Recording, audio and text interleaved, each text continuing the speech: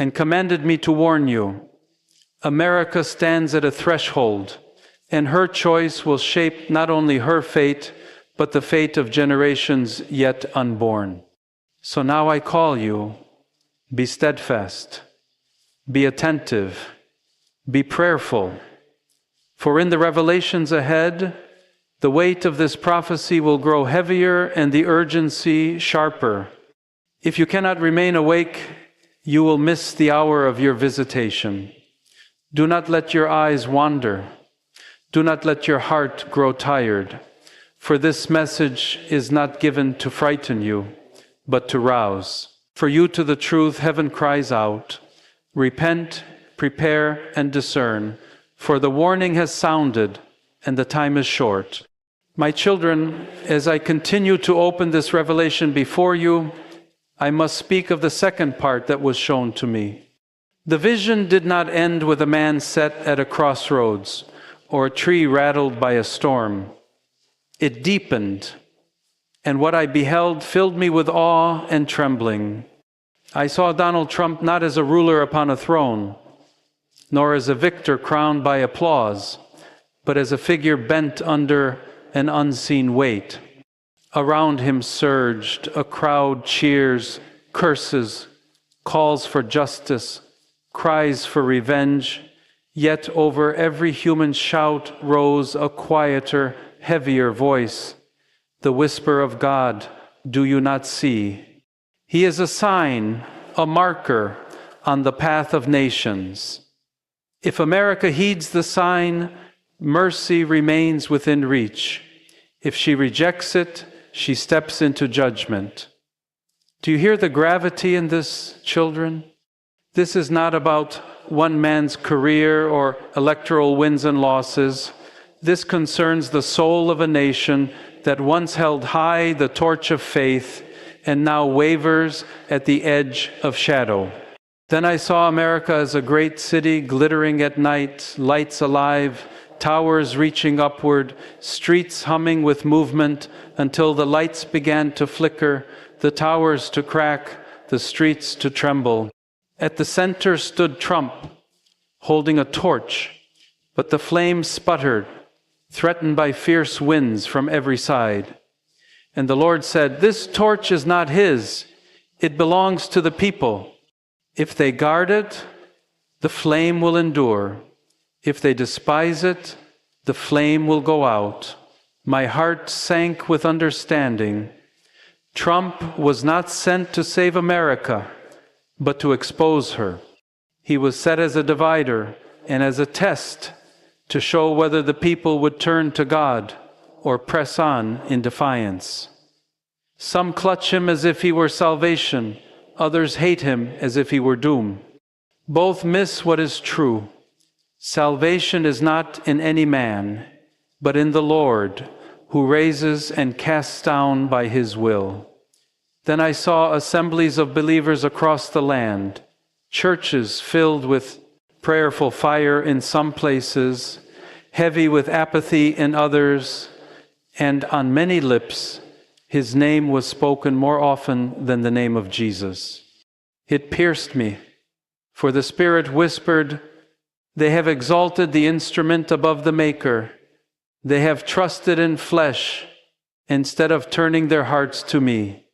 Do you grasp the danger, beloved? The warning cuts deeper than politics. It exposes idolatry. To enthrone any figure, whether praised or despised, above the eternal is to be deceived. And the storm around Trump has disclosed this fault line. Who will cling to God alone, and who will be swept by the world's noise? In another scene, I saw a vast clock hung in the heavens, its hands pressing toward midnight. Every tick landed like a hammer, shaking the ground beneath me. And the Lord said, "Time is not endless. My mercy overflows, but it is not without limit. America stands in her final hours of decision. Will she repent, or will she harden her heart?" Trump was not the clock or its keeper. He was like the sound of the ticking, loud, insistent, impossible to ignore, permitted to rouse a nation, and remind her the hour is late, that these choices will decide whether she is spared or shaken. Children, the Lord has not abandoned America. He has allowed her to look into a mirror in this storm. The warning is sharp, and the message plain: return to God, for no ruler, no policy, no power can deliver a people who despise the giver of life. Do not receive this as text on a screen or add it to a chorus of opinions. It is given because time runs short. You who hear me are called to pray not only for your nation and its leaders, but for your own heart. When judgment comes, neither party lines nor slogans will save you, but faith in Christ, repentance, and obedience to the eternal word. Therefore, remain with me and do not grow weary, for in the next unveiling I will show what lies beyond America's choice and how this warning delivered through Trump is in truth a warning to every soul that listens today. Children, as I move deeper into the revelation, my voice trembled beneath the weight of what was shown. For the vision was not only about Donald Trump as a man, nor about America as a nation of power, but about the unseen spiritual war raging beneath the surface. I saw a battlefield stretching farther than the eye could reach, yet it was not fought with weapons of men, no swords, no guns, no bombs. It was a war of spirits, with forces of light and darkness clashing over the soul of America. At the very center stood Trump, not as a warrior of his own might, but as one being pulled in two directions. One force urged him toward humility and the fear of God. The other lured him toward pride and ruin. Then the Spirit spoke. This is not his battle alone. It is the reflection of a greater war that touches every heart, every home, every church. I understood in that moment that the warning given to Trump was tied inseparably to the warning given to all of you. If he falls into pride and leans upon human strength, his fall will be swift. But if the people who watch him fail to see their own reflection in his trial, they too will be swallowed by the same darkness. I then saw America rising like a great eagle, its wings stretching across oceans, strong and proud in flight. Yet its feathers began to drop one by one, leaving it exposed and fragile. And on its back clung a rider, fighting to stay upright as the wings weakened. That rider was Trump, not steering the eagle, but carried by it, shouting words drowned by the roar of winds. Again the Lord said, "Do you see? He is not the master of this bird, but a passenger. The eagle survives not because of him, but because of whether the people cry out to me for mercy. My heart broke, for I realized how misplaced the hopes of many have become. Some despise the rider and believe if he falls, the eagle will heal. Others exalt him and believe if he remains, the eagle will soar again. Both are mistaken.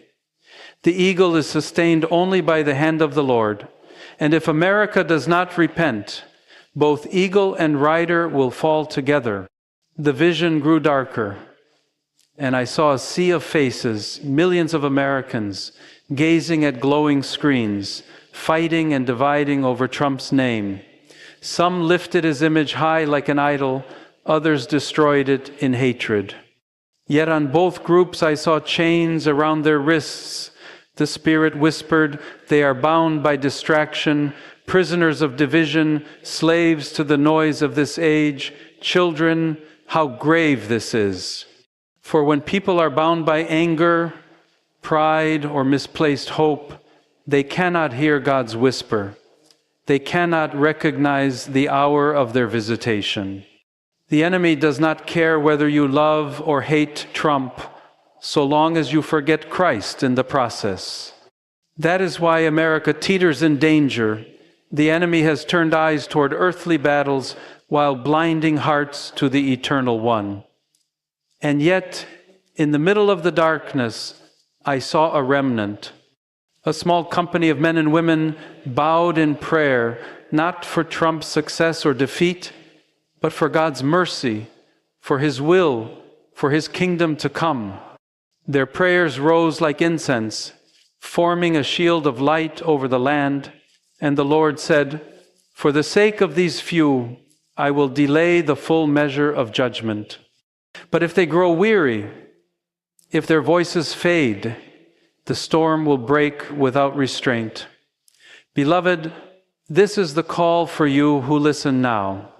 You are invited to be among that remnant to pray, not as the world prays, not as politics demand, but as heaven requires, with humility, repentance, and unshakable faith. Know this: Trump is only a signpost. America is one nation among many. The real battle is for your soul, your eternity, your faithfulness to the living God. The warning is not only for him, not only for leaders, but for every heart that hears. If pride rules you, you are no different than rulers who fall.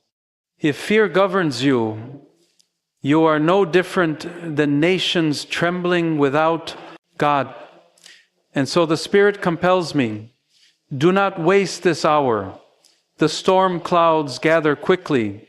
The trumpet is at the angel's lips, and the time for hesitation is gone.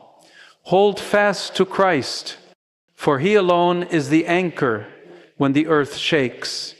Remain with me, for in the next revelation, I will unveil the aftermath that comes if America ignores this warning, and what I saw shook even the strongest within me. Children, the weight of the fourth vision pressed upon me with such force that even as I speak, my spirit trembles. For the Lord did not only show me the warning, He revealed what would follow if the call to repentance is ignored. I saw America as a shining city, towers reaching upward, streets bursting with noise and pride. Yet, in a moment, the lights dimmed, the towers shook, and cracks split the very foundations. And the Spirit said, "When a nation forgets the one who raised her, her glory turns to dust."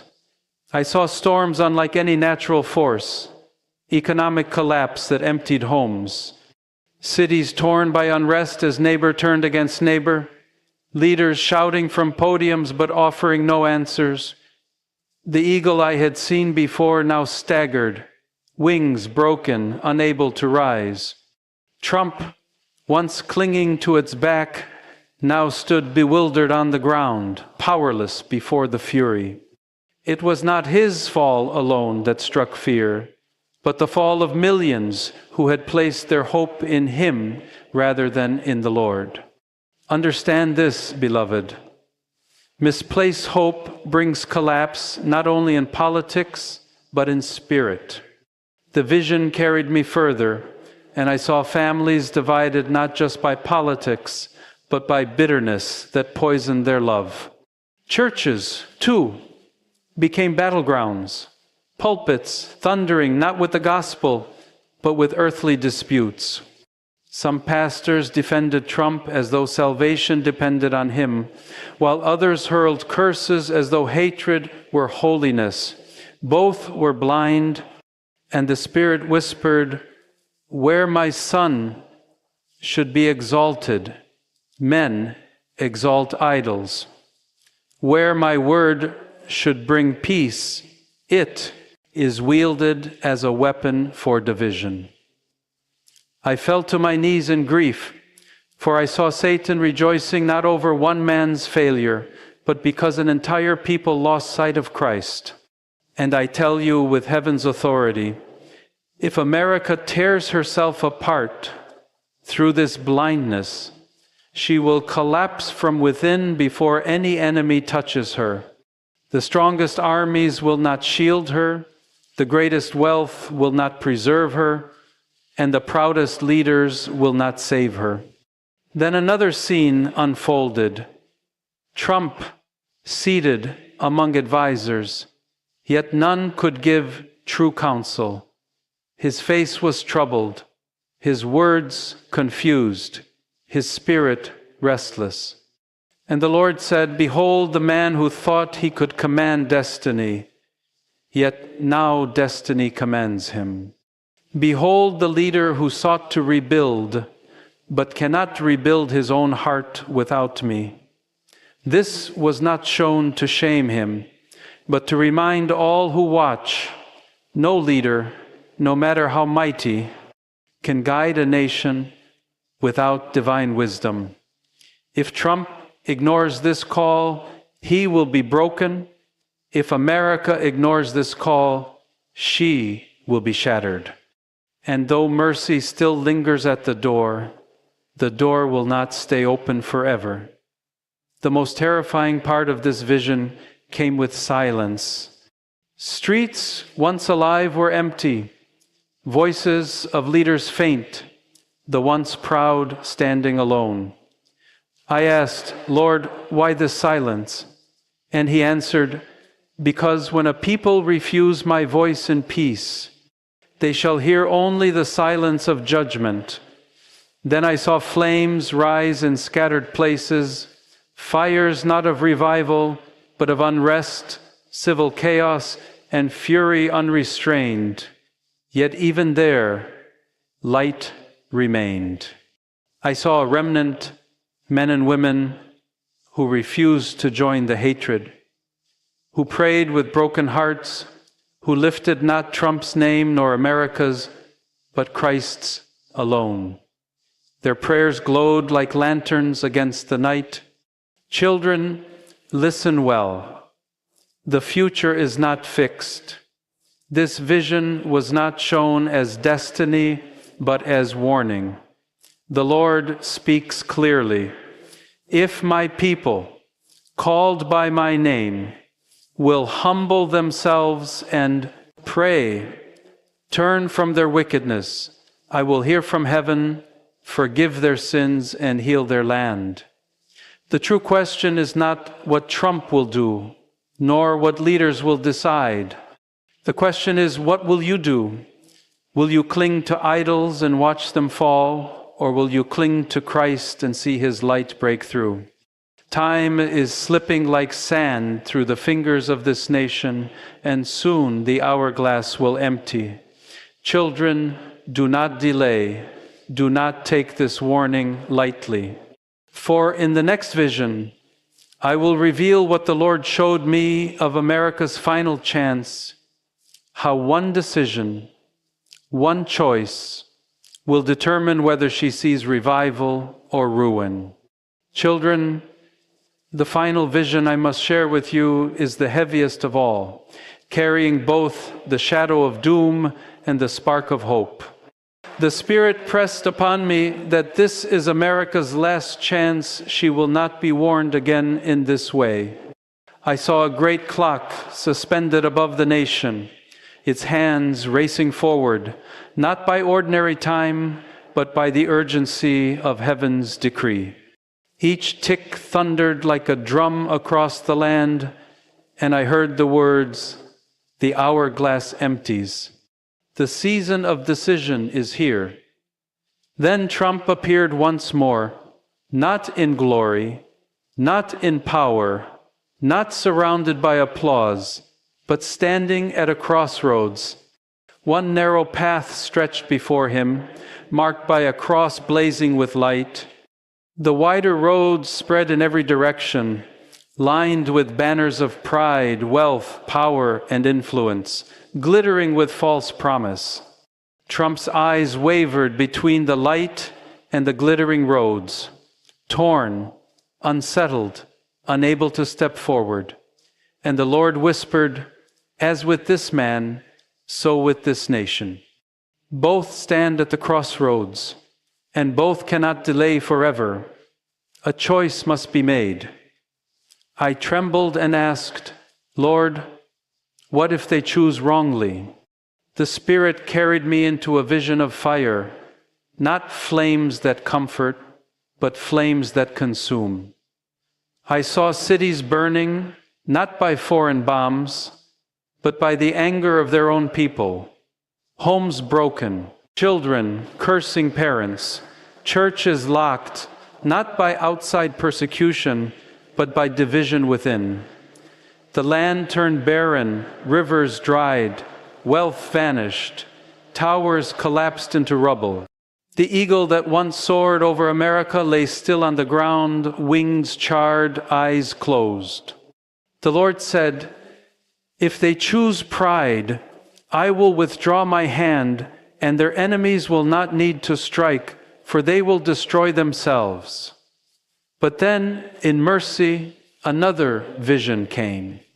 I saw Trump on his knees in secret, not on stages of applause, but alone, weeping before God, whispering, "Not my will, but yours be done." I saw churches repenting not for politics, not for power, but for neglect of the gospel, for abandoning the poor, for letting pride creep into their hearts. I saw families reconciled, neighbors grasping hands instead of raising fists.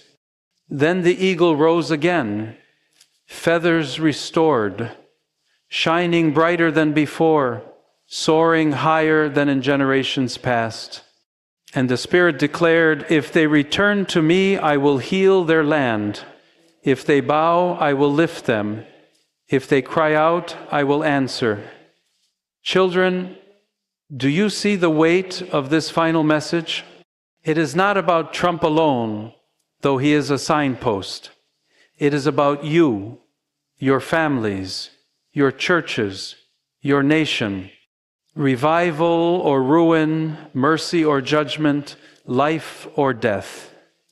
These choices rest not only in the hands of presidents and kings, but in the hearts of the people.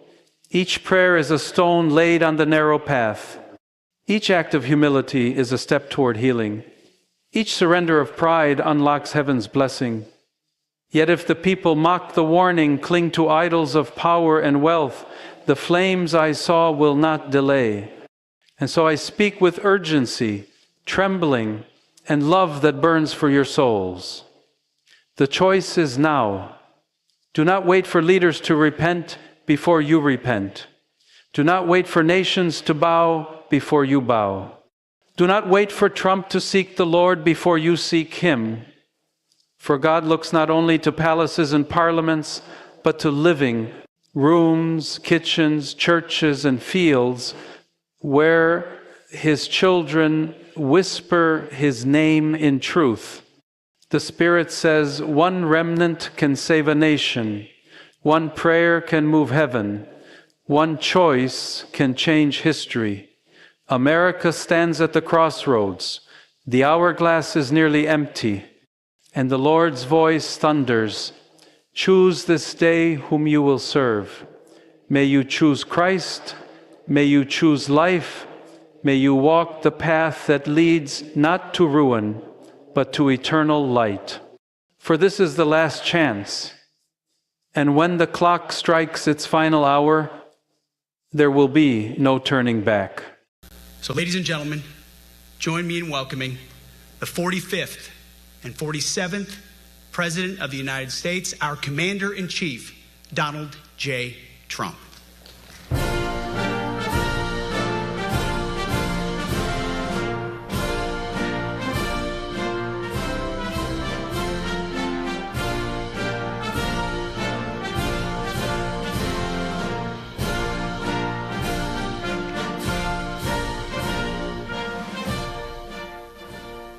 Thank you very much, Pete.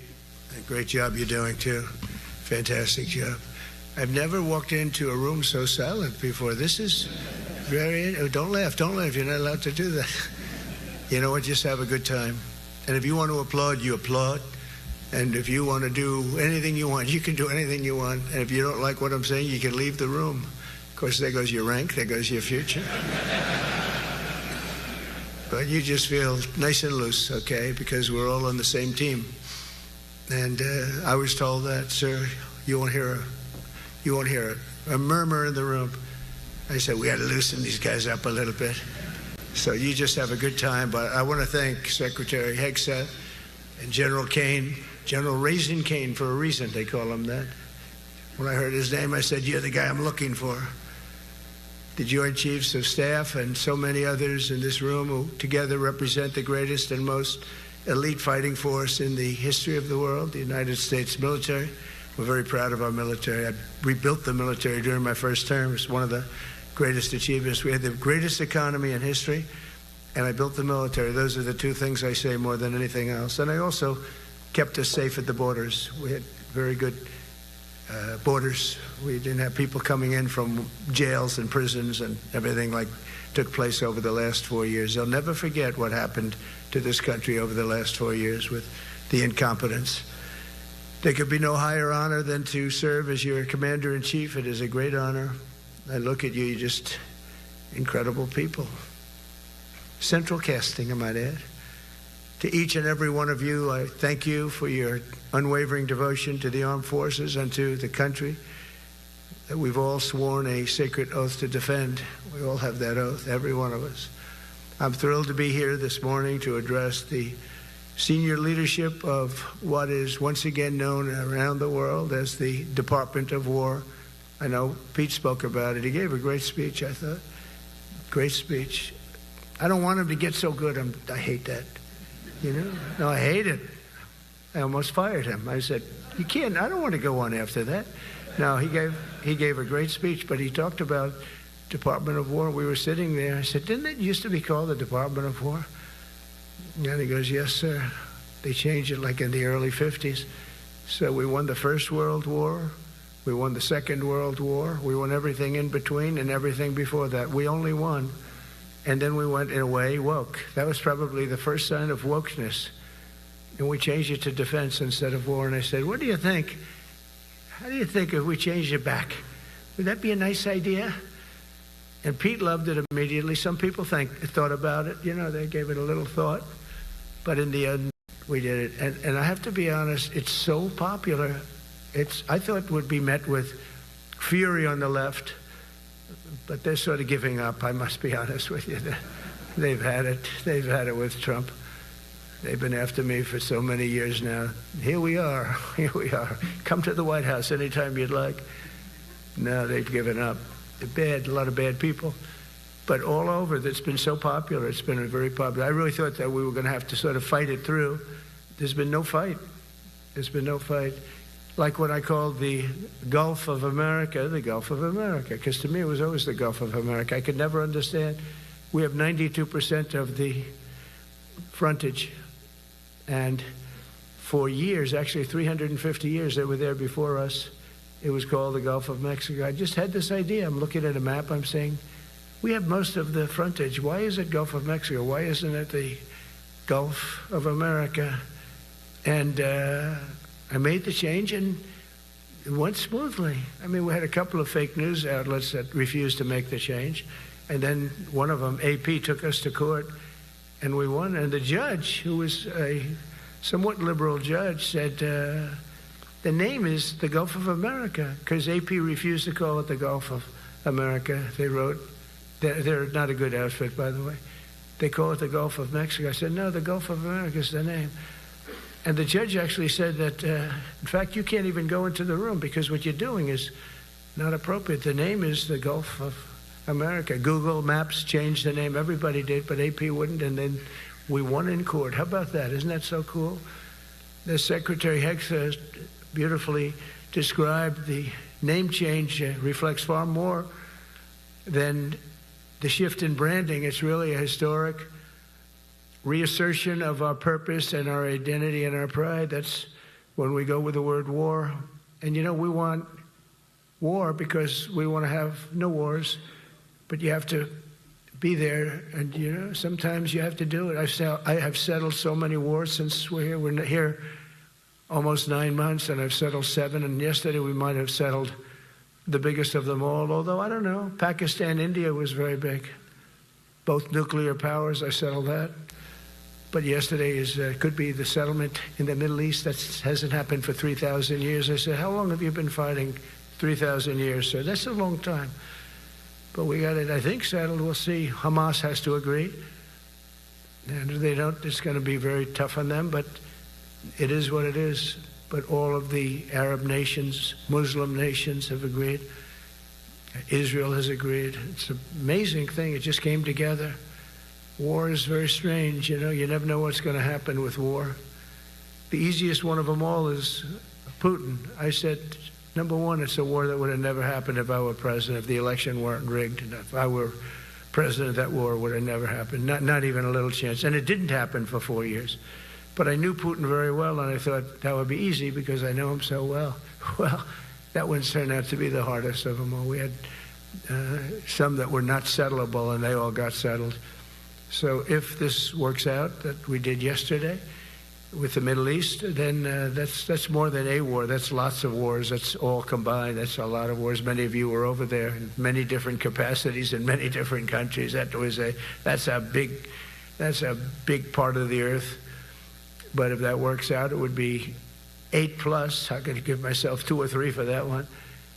And then we just have the one to settle, and we have to settle it up with President Putin and Zelensky. Got to get them together and get it done. But the only way we can do that is through strength. I mean, if we were weak, they wouldn't even take my phone call. But we have extreme strength. We had the horror show in Afghanistan, which is really the reason I think that Putin went in. He saw that horror show by Biden and his team of incompetent people. And that showed, I think it gave him a path in. I wasn't there any longer. I watched that, and it was so horrible. I think it was the most embarrassing day in the history of our country. And now we're back. And that's it. We're not going to have any of that crap happen, I can tell you. That was terrible, so terrible. Together we're reawakening the warrior spirit, and this is a spirit that won and built this nation. And from the cavalry that tamed the Great Plains to the ferocious, unyielding power of Patton Bradley and the great General Douglas MacArthur. These are all great men. In this effort, we're a team, and so my message to you is very simple. I am with you, I support you, and as president, I have your backs 100%. You'll never see me even waver a little bit. It's the way it is. And that includes our great police officers and firemen and all of these people that are doing so well. Together over the next few years, we're going to make our military stronger, tougher, faster, fiercer, and more powerful than it has ever been before. I rebuilt our nuclear, as you probably know, but we'll upgrade that also and just hope we never have to use it. We have to hope we never have to use it, because the power of that is so incredible. I see things, I don't think they'd show it to you. I really wouldn't want them to show it to you. But when you see the result of what's left, you never want to use that. Never, never, ever. We were a little bit threatened by Russia recently, and I sent a submarine, nuclear submarine, the most lethal weapon ever made. Number one, you can't detect it. There's no way. We're 25 years ahead of Russia and China in submarines. Russia's actually second in submarines. China's third, but they're coming up. They're coming up. They're way lower in nuclear too, but in 5 years they'll be equal. They're coming up. And you don't have to be that good with nuclear. You could have 1/20th what you have now and still do the damage that would be, that'd be so horrendous. But I announced that, based on his mention of nuclear, and it was really a stupid person that works for him mentioned the word nuclear, I moved a submarine or two, I won't say about the two, over to the coast of Russia, just to be careful, because we can't let people throw around that word. I call it the N-word. There are 2 N-words, and you can't use either of them. You can't use either of them. And frankly, If it does get to use, we have more than anybody else. We have better, we have newer, but it's something we don't ever want to even have to think about. But when somebody mentions it, that submarine started immediately thereafter. And it's just lurking, but I'm sure we're not going to have to use it. But it's an amazing, it's undetectable, totally. Ours is, theirs isn't. Theirs are totally detectable. We can detect them easily. We go right to the spot. But we have genius apparatus that doesn't allow detection. It doesn't allow detection at all by anybody above water or below water. It's incredible. We're way ahead of everybody in that and other things. As a result of the exciting renewal of the spirit of our armed forces, and that's what it is. It's really reaching that spirit, unprecedented heights. Over the past 8 months, new enlistments, I'm so proud of this, have surged to record highs, the highest we've ever had. And we used to have recruiting shortages. If you remember, about a year and a half ago, I was at the beginning stage of a campaign, and things came out that you couldn't get people to join the armed forces. And by the way, the police also. Fire department. I always put the fire department in because they're great. They're great. And I got 95% of their vote, too. That helps. When you get 95% of their vote, you always have to mention them. But they're great. And they're brave in our inner cities, which we're going to be talking about, because it's a big part of war now. It's a big part of war. But the firemen go up in ladders, and you have people shooting at them while they're up in ladders. I don't even know if anybody heard that. And I said, don't talk about it much, but I think you have to. Our firemen are incredible. They're up in one of these ladders that goes way up to the sky, rescuing people, and you have animals shooting at them, shooting bullets at firemen that are way up in death territory. You fall off that ladder, it's over. It's over. They don't even have to inspect you when you hit the ground. And you have people shooting bullets at them in some of these inner cities. We're not going to let that happen. So I always mention the firemen because that's actually a big problem we have. They are unbelievable. Like you, they're unbelievable people.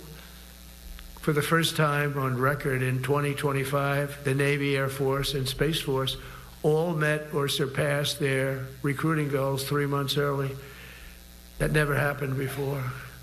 And the Army did even better. Congratulations, Army.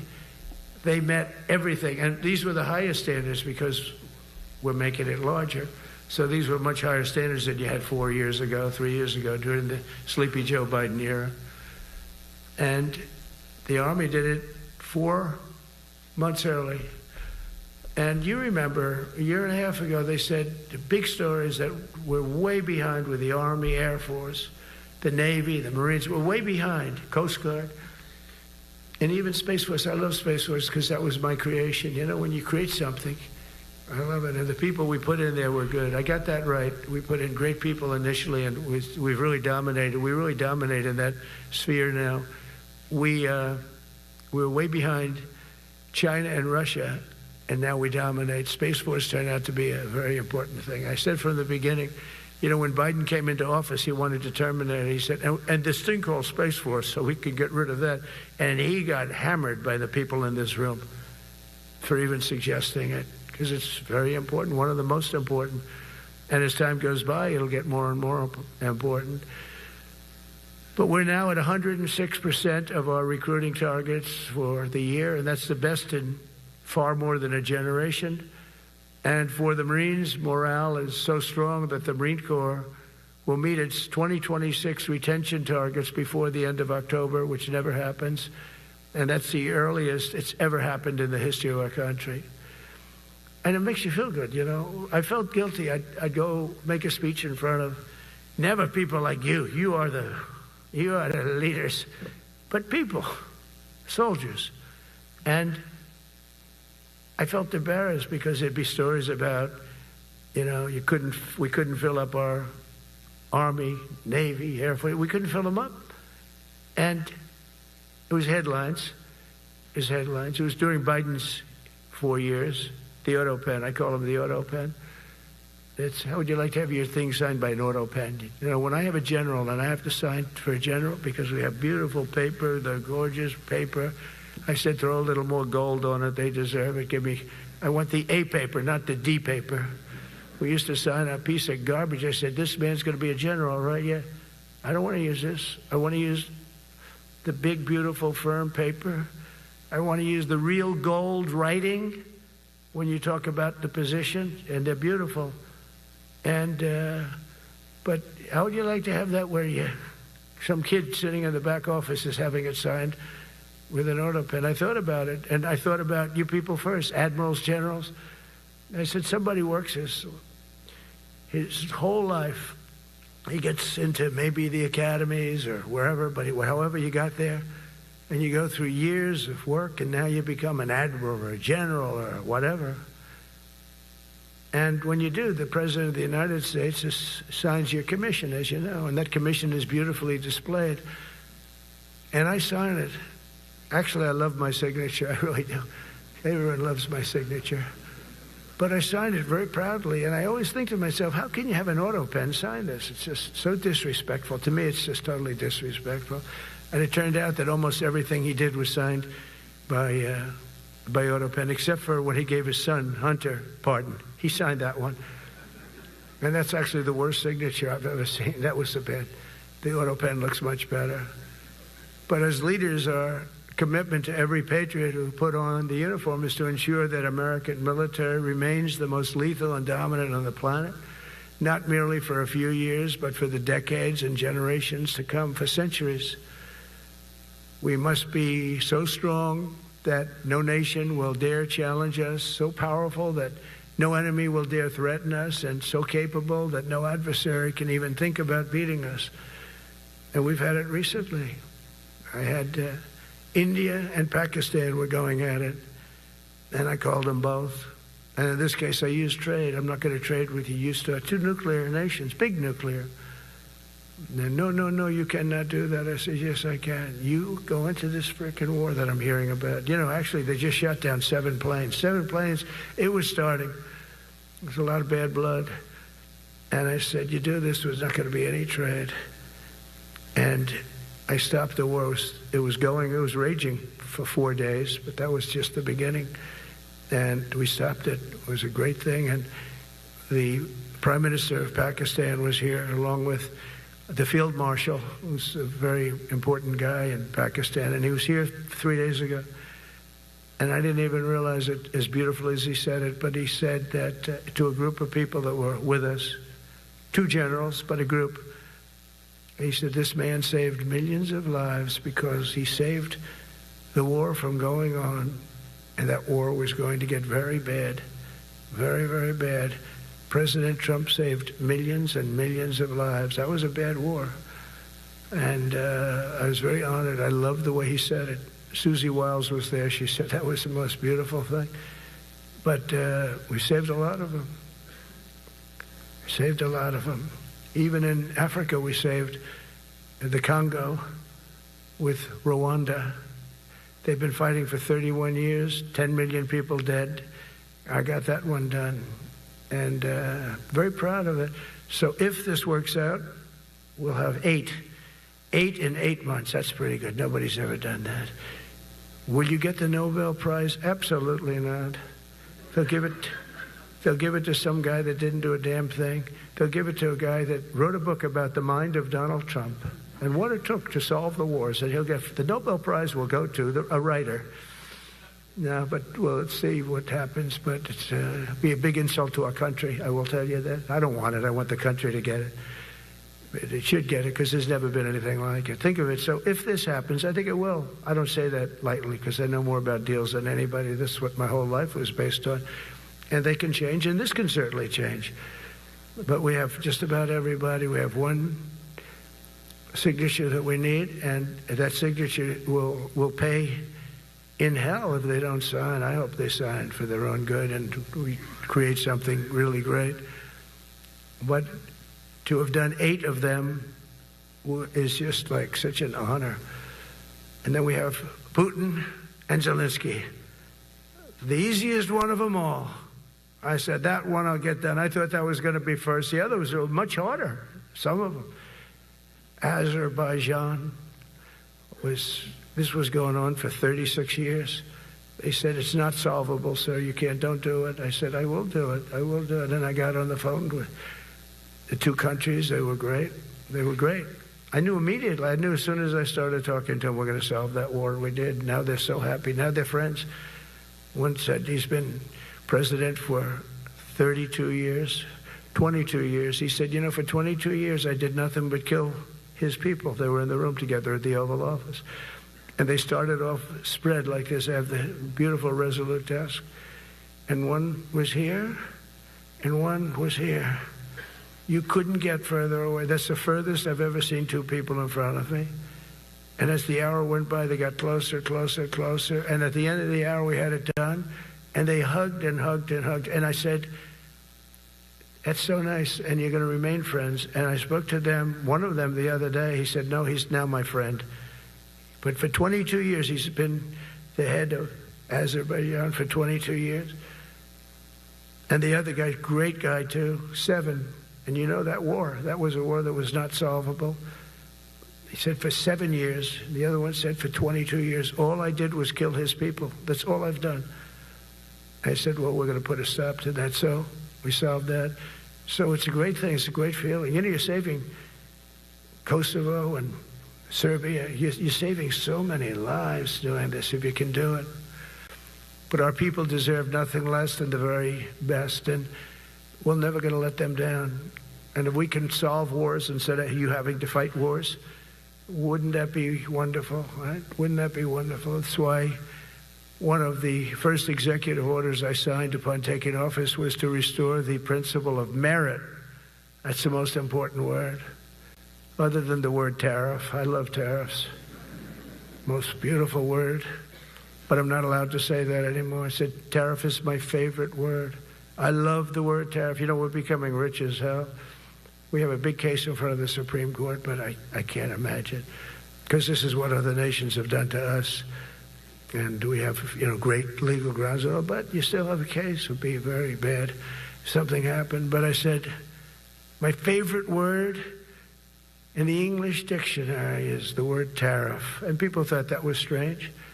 And the fake news came over, and they really hit me hard on it. They said, what about love? What about religion? What about God? What about wife, family? I got killed when I said tariff is my favorite word. So I changed it. It's now my 5th favorite word. And I'm okay with that. I'm okay with that. But they hit me hard. But it is. When you look at, we've taken in trillions of dollars. We're rich again. And there'll never be, when we finish this out, there'll never be any wealth like what we have. Other countries were taking advantage of us for years and years. You know that better than anybody. And now we're treating them fairly. But the money coming in is, we've never seen anything like it. The other day they had $31 billion that they found, $31 billion. So we found $31 billion, and we're not sure from where it came. A gentleman came in, a financial guy. I said, well, what does that mean? He said, we don't know where it came. I said, check the tariff shelf. No, sir, the tariffs haven't started in that sector yet. I said, yes, they have. They started 7 weeks ago. Check it. Comes back 20 minutes later. Sir, you're right. It came from tariffs. $31 billion.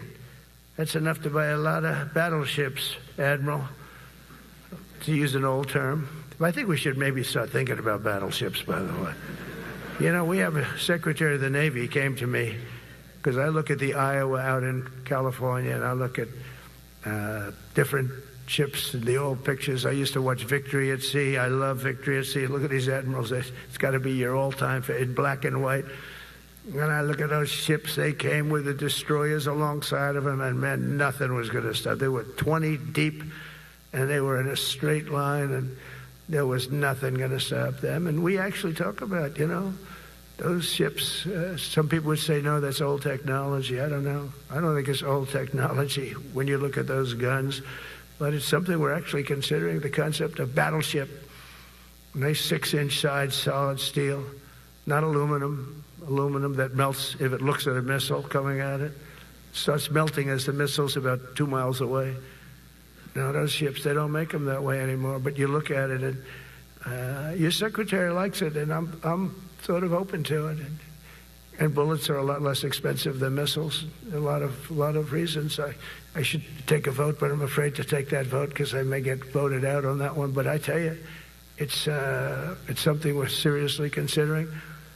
There were powers. There were big powers. They were just about as mean and scary as you could be. And so we're looking at that. One of the biggest cases that we won was the decision of the United States Supreme Court to allow us to proceed on the word merit. Merit. So those two words are right up there.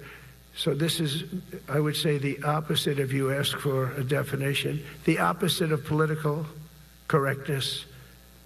We went through political correct where you had to have people that were totally unfit to be doing what you're doing for many reasons. I won't get into them. But for many reasons, they were unfit. Now, it's all based on merit.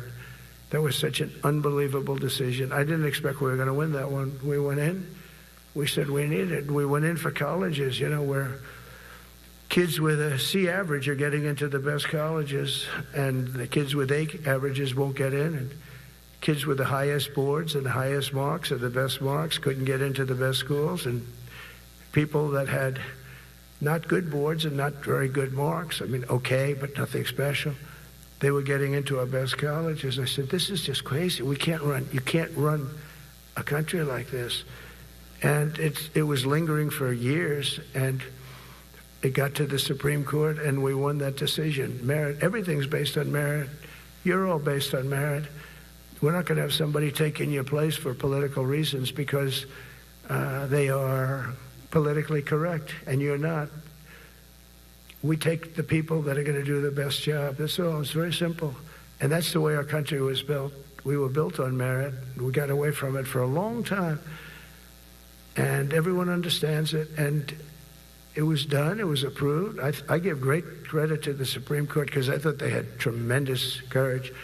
I didn't think they'd do that. That was tremendous. I give them maybe for that decision almost more than anything because it's a hard decision to make. It's really hard. The apparatus of our country was not set up for merit. It was set up for political correctness. And you can never be great if you're going to do that. And we're going to be greater than we ever were before. We're bringing back a focus on fitness, ability, character, and strength. And that's because the purposes of American military is not to protect anyone's feelings. It's to protect our republic, and it's the republic that we dearly love. It's to protect our country. We will not be politically correct when it comes to defending American freedom, and we will be a fighting and winning machine. We want to fight, we want to win, and we want to fight as little as possible. You have to count on people like me to keep you out of wars because we don't want to go into wars. Many of the wars that I just told you about, we could have entered those wars and settled them in a different way, lose a lot of our troops. And we could have settled them, I guess, differently. Maybe not, actually. Actually, you might not have been able to settle them. We just would have been in the middle of a lot of firepower. But when we do need it, you're going to be so ready. And you know it. But very importantly, with that goal in mind, I've committed to spending over $1 trillion on our military in 2026, and that's the most in the history of our country. $1 trillion. That's a lot of money. I hope you like that. Ma'ams and sirs, I hope you like it. That's a hell of a lot of money. We have the best of everything. Every branch is seeing major investments, and as I announced in the Oval Office in March, we are rapidly moving forward with the first ever 6th generation fighter jet. I didn't name it. I did not name it. Boeing came in and they said, sir, this is our submittal. It's the greatest fighting jet ever done. And they're testing all these planes. All the companies are testing, and this one tested like through the roof. And they said, we'd like to name it the F-47. I said, all right, let me think about it. Then after thinking for about 2 seconds, I said, okay. You know what that means, 47, I'm 47. So I'm 45, 46, and 47, if you think about it. I just don't want the credit for 46. I don't want to have their open borders and people coming in from all over the world, including jails and mental institutes. I don't want that on my record, but I like having it. We're investing tens of billions of dollars in modernizing our nuclear deterrence capabilities like never before. And we've begun construction on what we call the Golden Dome missile defense shield. It'll be the most sophisticated in the world. You watched it do well until they had some problems at the end with a little bit of a lack of ammunition, defensive ammunition, but they've got that taken care of. But I tell you, it's what we're doing is so good, and we deserve it. You know, we help other countries with it. We don't have it ourselves. And Canada called me a couple of weeks ago. They want to be part of it. To which I said, well, why don't you just join our country? You become 51, become the 51st state, and you get it for free. So I don't know if that made a big impact, but it does make a lot of sense. It actually makes, because they're having a hard time up there in Canada now, because as you know, with tariffs, everyone's coming into our country. We have more investment than we've ever had before, $17 trillion coming in. As an example, in 4 years, Biden didn't have $1 trillion. We have $17 trillion more than that in 8 months coming in. And they're coming in from Canada, Mexico, from Europe, from all over. AI, auto plants. Everybody's coming back to the United States. Under my budget, we will be expanding the U.S. Navy by at least 19 ships next year, including submarines, destroyers, assault ships, and more. And it's going to be much more than that as we go along, because we basically don't build ships anymore. We do build submarines, but we don't build ships. Do you know in the Second World War, they were freighters and different types, but we were doing a ship a day, and now we don't do ships. And I'm not a fan of some of the ships you do. I'm a very aesthetic person, and I don't like some of the ships you're doing aesthetically. They say, oh, it's stealth. I said, that's not stealth. An ugly ship is not necessary in order to say you're stealth. By the way, the B-2 bombers were incredible. That is stealth. They went into that. I was with General Kane and Pete were in we call it the war room, but we're watching them go in, and they were totally untouched. They were not seen. They were literally not seen. They dropped their bombs. They hit every single one of them, hit its target. It was total obliteration. CNN, when we came back, fake news CNN, oh, their camera just went off.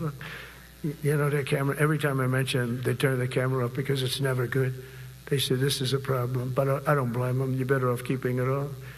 But they have some scammer reporter who started saying, without any knowledge, that he may not have hit the targets as well as they thought.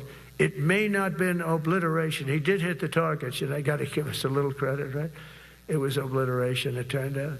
The Atomic Energy Commission said it was obliteration. Not only did they hit the target, they had these chutes. And think of this here.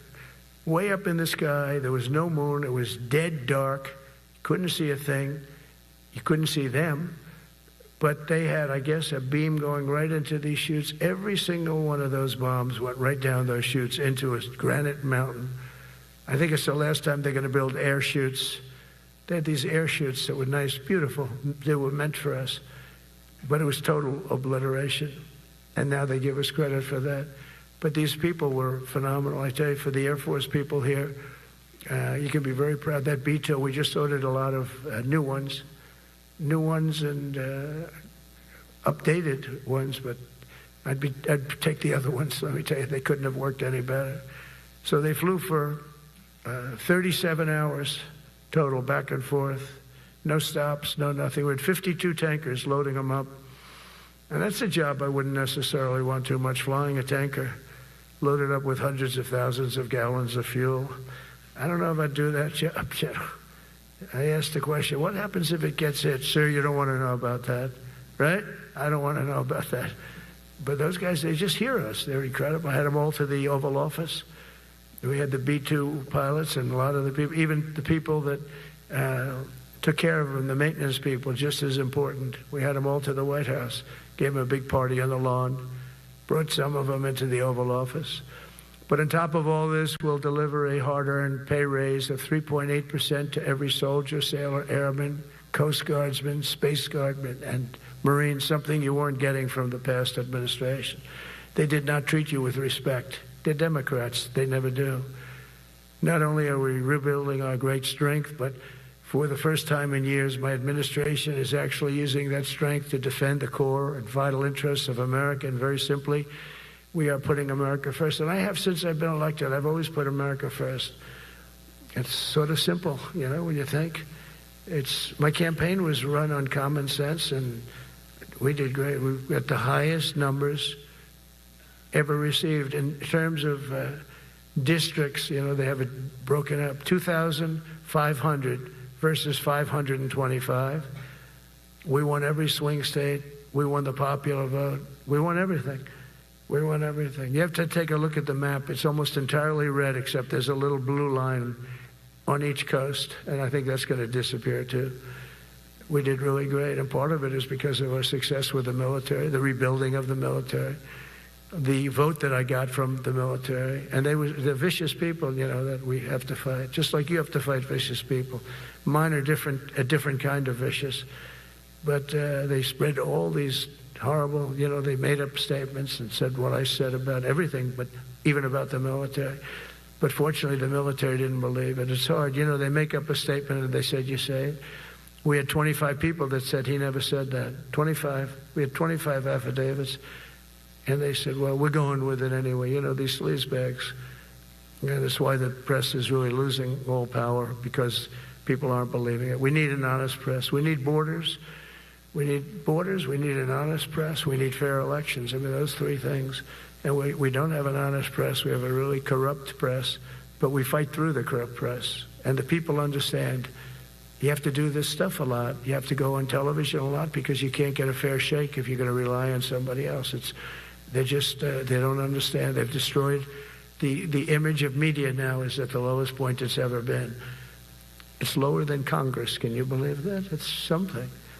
But together with many of you in the room, we've brought back the fundamental principle that defending the homeland is the military's first and most important priority. That's what it is. Only in recent decades did politicians somehow come to believe that our job is to police the far reaches of Kenya and Somalia, while America is under invasion from within. We're under invasion from within. No different than a foreign enemy, but more difficult in many ways, because they don't wear uniforms. At least when they're wearing a uniform, you can take them out. These people don't have uniforms. But we are under invasion from within. We're stopping it very quickly. After spending trillions of dollars defending the borders of foreign countries, with your help, we're defending the borders of our country from now on. We're not going to let this happen. Biden let people come in from prisons, mental institutions, drug dealers, murderers. You know, we had 11,488 murderers allowed into our country by this guy who had no clue. He had no clue. He shouldn't have been there in the first place, but he had no clue. The people that ran the office, the White House, were people that surrounded him, radical left lunatics that are brilliant people, but dumb as hell when it came to policy and common sense. And they allowed people from all over the world, from the Congo. They opened up prisons in the Congo. They came into our country totally unmatched, unvetted, unchecked. And from all over South America, not just South America. You know, you think South America, no, but from all over. A lot came in from Venezuela. Venezuela emptied its prison population into our country. That's why they have Tren de Aragua, one of the worst gangs ever. But we took care of them. We took good, strong care of them. And I just want to thank the National Guard in Washington, D.C. It's embarrassing to say this. Now I can say it because we solved it. But Washington, D.C. was the most unsafe, most dangerous city in the United States of America. And to a large extent, beyond. And beyond that. You go to Afghanistan, they didn't have anything like that. You go to countries that you would think there's problems, they didn't have that. And now Washington, D.C., after 12 days of serious intensity, we took out 1,700 career criminals. If you have 5 career criminals, they can make your numbers look very bad because they'll commit many crimes a day. But we took out 1,700, and they took them out. There was no doubt who the boss was. They did an unbelievable job. Then they started even cleaning. I said, I don't want them doing that, sir. They were cleaning it up. I drove through it 2 days ago. It was beautiful. People are walking down the street holding hands, man and wife, coming from Iowa. They're not worried about being shot. Washington, D.C. is now a safe city. In fact, I went out to dinner with my crew. I haven't done that. In theory, I wouldn't do it. And I felt totally safe. And nobody's been attacked. Nobody's been hurt. Washington, D.C. went from our most unsafe city to just about our safest city in a period of a month. We had it under control in 12 days, but give us another 15, 16 days. It's perfect. And people other than politicians that look bad, they think, the Democrats run most of the cities that are in bad shape. We have many cities in great shape too, by the way. I want you to know that. But it seems that the ones that are run by the radical left Democrats, what they've done to San Francisco, Chicago, New York, Los Angeles, they're very unsafe places. And we're going to straighten them out one by one.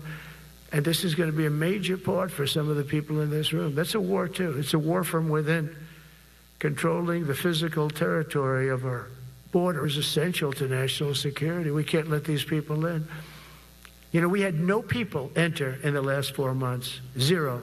Even I can't believe that. We had millions coming in, pouring in. 25 million all told. And of those 25 million, many of them should never be in our country. They would take their worst people and their people from prisons and jail, and they'd put them in a caravan, and they'd walk up. CNN was interviewing one person. Oh, why are you coming? I want freedom. Good. Were you in jail? Yes. For what? Murder. He said, you had to see this anchor, a young woman. She's like, I couldn't believe. She'll probably lose her job. But because the left doesn't want to hear that.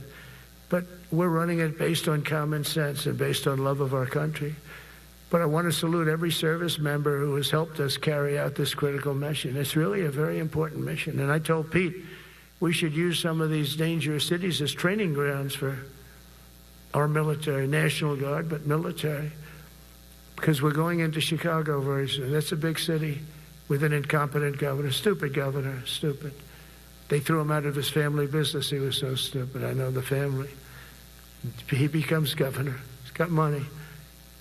Not money that he made, but he ran for governor, he won, and now he criticizes us all the time. And last week they had 11 people murdered, 44 people shot. The week before that they had 5 people murdered, 28 people shot. Every weekend they lose 5, 6. If they lose 5, they're considering it a great week. They shouldn't lose any. You shouldn't lose any. This is civilization. And he's always up there saying, we're in very good shape. We don't need the military. No, they need the military desperately. How about Portland? Portland, Oregon, where it looks like a war zone. And I get a call from the liberal governor. Sir, please don't come in. We don't need you. I said, well, unless they're playing false tapes, this looked like World War II. Your place is burning down. I mean, you must be kidding. Sir, we have it under control. I said, you don't have it under control, Governor, but I'll check it, and I'll call you back. I called her back. I said, this place is a nightmare. It's certainly not the biggest, but it's one of the worst. It's brutal. They go after our ICE people, who are great patriots and tough job too, but they love it. They love it because they're cleaning up our country. And so you look at some of the things where they took over parts of Seattle. They actually took over a big percentage of Seattle. Think of that. You remember that. That was a while ago. And I sent in the troops, and they were gone. As soon as I sent them in, when we send in the troops, if you have a real leader that says you got to do what you have to do, I put that out the other day. You got to do what you got to do because we don't want our people hurt as they stand by. I was watching during Biden, there were troops standing up like this, brave, standing up at attention, the way I should stand all the time. And I'm like this, and people are standing, and their mouth is this far away from their mouth, and they're spitting at them, and they're screaming at them.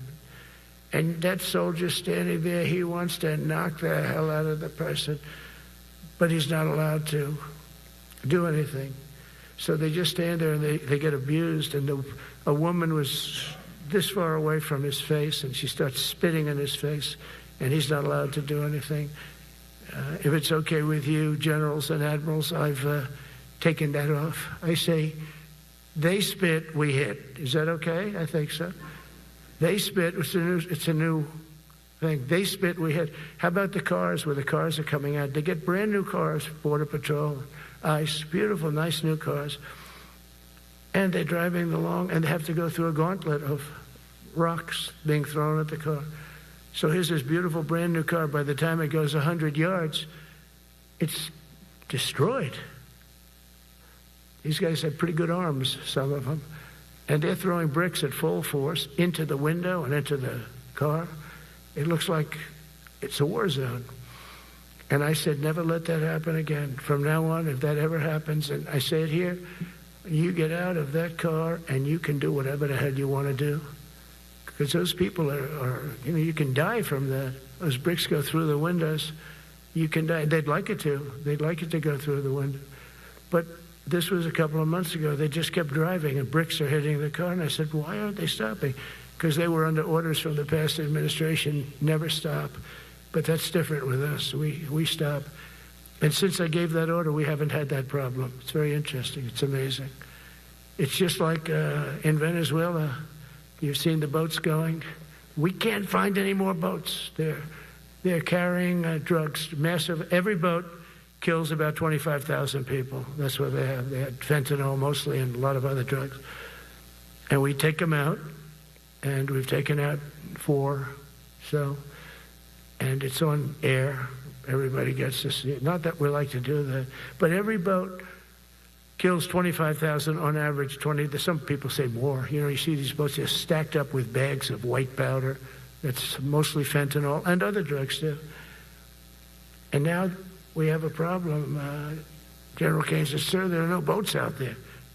Not even fishing boats. They don't want to go fishing. I don't blame them. There'll be no fishing today. But it's amazing what strength will do, because all we want to do is stop drugs from flowing into our country. It's destroying. We lost 300,000 people died last year. Everybody knows friends, many friends probably, that you lost a child, or adults too, but you lost a son or daughter because of what's coming into our border. And we're making it very hard. Oh, and we haven't even started yet. Last month I signed an executive order to provide training for quick reaction force that can help quell civil disturbances. And this is going to be a big thing for the people in this room, because it's the enemy from within, and we have to handle it before it gets out of control. It won't get out of control. Once you're involved at all, they all joke. They say, oh, this is not good. You saw it in Washington. We had gangs of Tren de Aragua with 10, 12, 15 kids, and these military guys walk up to them, and they treat them with disrespect, and they just got pounded. They just got pounded. The gang just pounded. Then thrown into paddy wagons and taken back to their country. Some are so dangerous we don't want to even do that, because we don't want to. Some of stone cold murderers, we don't have the confidence. Even though they're not coming back very easily, we don't have the confidence. We put them in jails. But these service members are following in a great and storied military tradition, from protecting frontier communities to chasing outlaws and bandits in the Wild West. And our history is filled with military heroes who took on all enemies, foreign and domestic. You know that phrase very well. That's what the oath says, foreign and domestic. Well, we also have domestic. George Washington, Abraham Lincoln, Grover Cleveland, George Bush, and others all use the armed forces to keep domestic order and peace. Many of our leaders used the military to keep peace. Now they like to say, oh, you're not allowed to use the military. And you know what the people say? The people in those cities where they're being raped and shot and beat up, you know what they say? We love the military. You ever see where they interview the people on the street?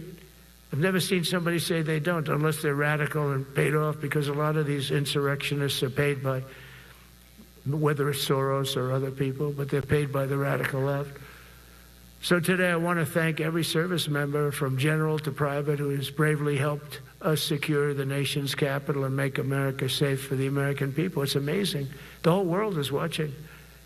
Everybody in the White House, they come up to me, young women, sir, thank you. I know immediately what they're thanking. They don't have to say it.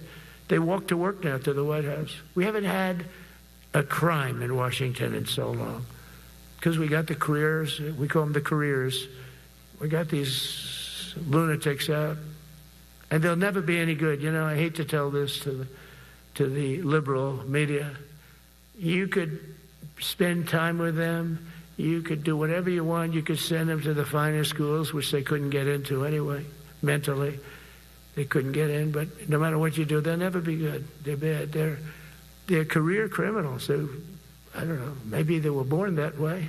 Some people don't like me to say that, but maybe they were. Certainly some were. Together with the leaders here today, we're also restoring a needed focus on defeating threats in the Western Hemisphere. Throughout this region, cartel terrorists have been allowed to wage a relentless campaign of death and destruction on our country, all because we had weak leadership on top. And we did a great job with it first term, but this is something else what we're doing now. We're taking it to the next level, probably next level times 3. But we had COVID come up, and we had to take care of that. We did a great job with COVID. We had the therapeutics, it was just Regeneron, so many things we did for COVID, but we had to focus on that, and every other country in the world was being decimated by COVID. So we had to change gear a little bit to take care of that. But under our leadership, the military is now the knife's edge in combating this sinister enemy. We have to put the traffickers and cartels on notice, and we've done that.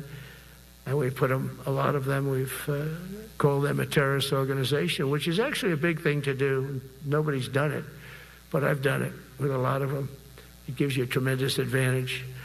If you try to poison our people, we will blow you out of existence, because that's the only language they really understand. That's why you don't see any more boats on the ocean. You don't see any boats.